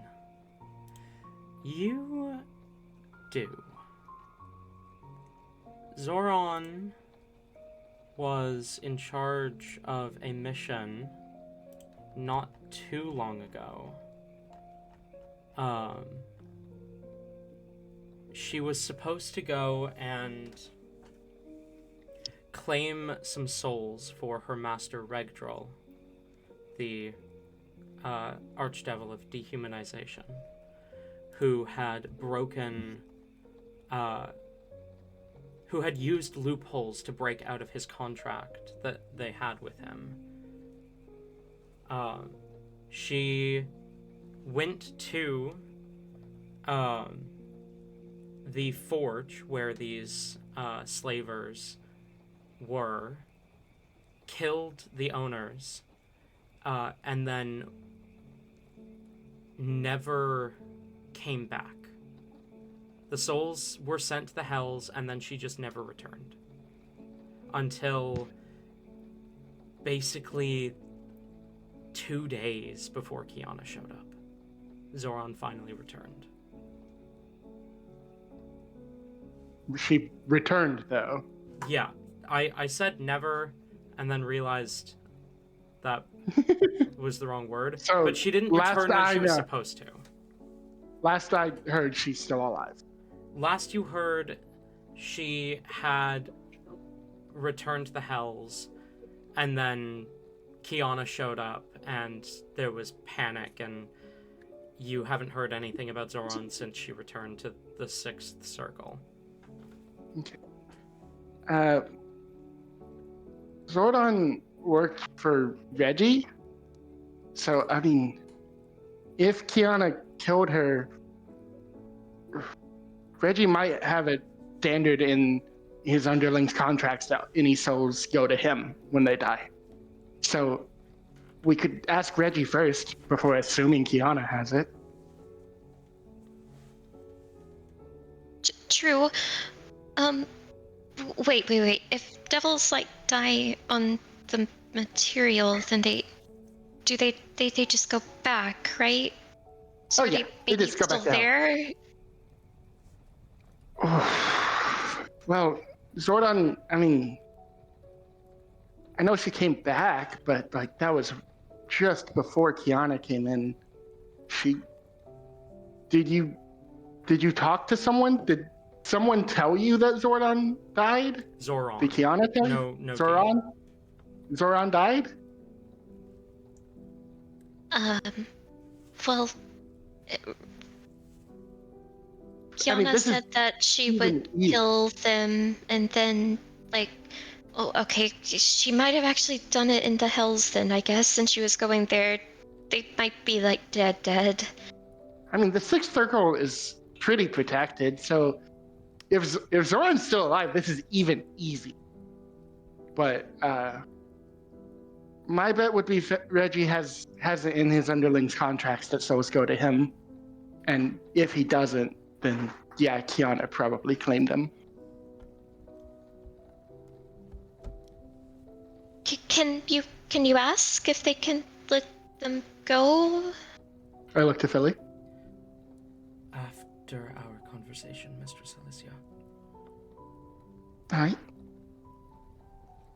Well, then we better get that out of the way.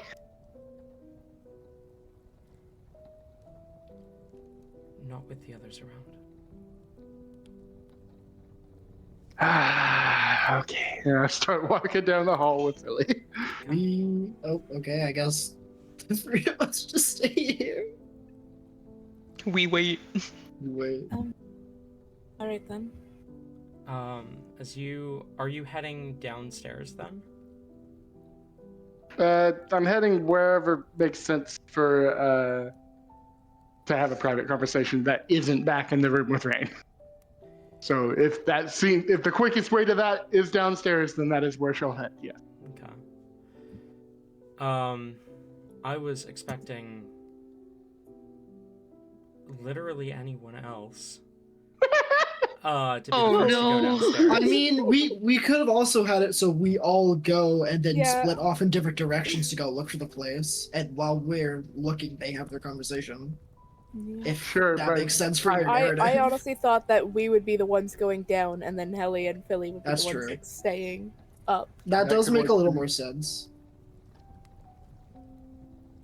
I do think splitting off wouldn't work because Hallie would want to have the conversation about what to do after this conversation with Philly, so wouldn't want everyone to be split off already. True. She could. I feel like say- it makes She could tell them to wait sense. outside. Yeah. Yeah. I Okay. mean, also, like, I was literally Yeah, so going I'll to just- have Teleport anyways, ask for, like, just to, like, sit down and get something to eat, so that's probably what she's headed down to do while this is going on. Fair Sweet. enough. So Then- I'll just have this private conversation with my imp servant in this hallway of doors where anyone could be listening. Exactly. Yeah. I mean, Um, there's a perfectly good, super safe room. Wait, can they even get back in? Rain has the key. Did you give us the key? We could knock. That's We'll true. knock on the wall. We'll be fine. as I can as- cast knock. As the party walk away, Philly turns to look at you, Hallie, reaches into his bag and pulls out Rain's scarf. I knew it. Oh shit. Slick. Mistress Helicia, the demon is bound to an amulet, which is wrapped in this scarf. I don't know what to do with it. Put it in a vault far away. I don't know if Hallie wants to put a demon this powerful in the vault with all the other things that are supposed to be hidden. Hold on, that's actually a good point. Shit.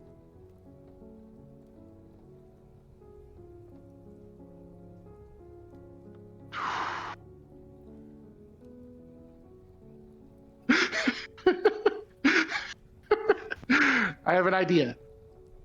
So the way a bag of holding works, right? You Mhm. put your hand in Mhm. and you think about what you want Mhm. and it appears in your hand, Mhm. right?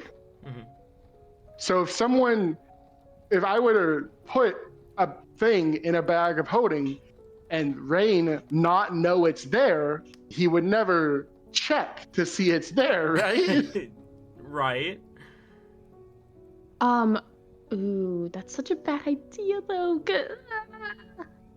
I mean, I don't know anywhere else to put the demon where he would be on a different plane of existence, but also not in my vault.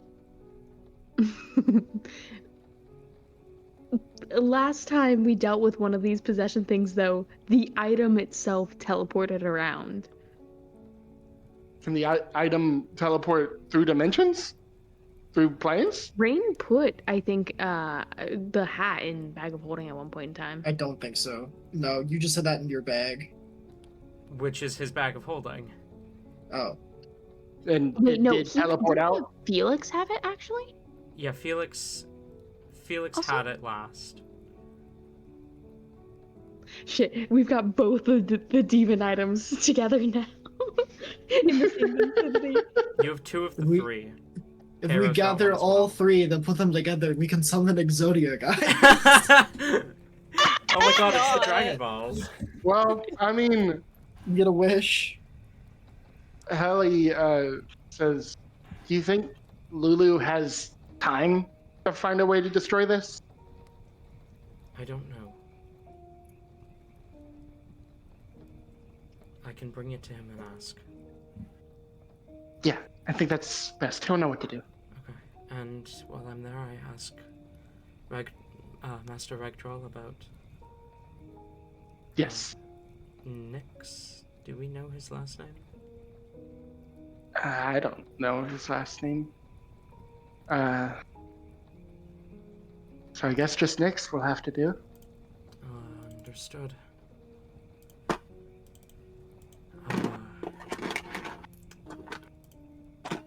Right.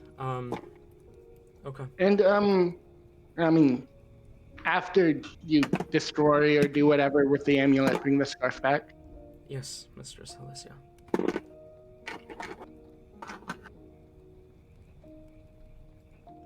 Right. So then Philly vanishes. Meanwhile,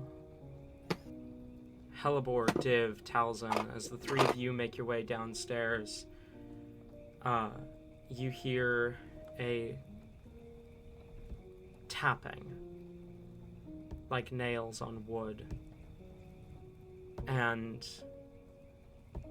you see a tiefling man, dark red skin, scar across the face, golden ring hanging from his ear, dark brown hair done up in a loose-fitting ponytail, dressed extravagantly in a cloak and some golden jewelry on his tail and his boot. One of the boots is up on the bar while he taps his long nails on the bar. He looks over at you and smiles and says, "Well, I see the Divas has been busy. But Mother's calling. It's time for him to come home." And that's where we're going to end tonight's session. Motherfucker.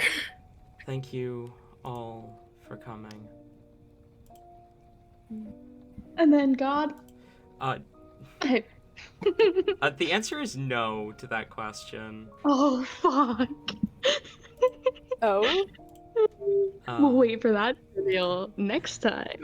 Thank you all for coming, both viewers and players. And I look forward to seeing you all next time. Goodbye for now, my friends.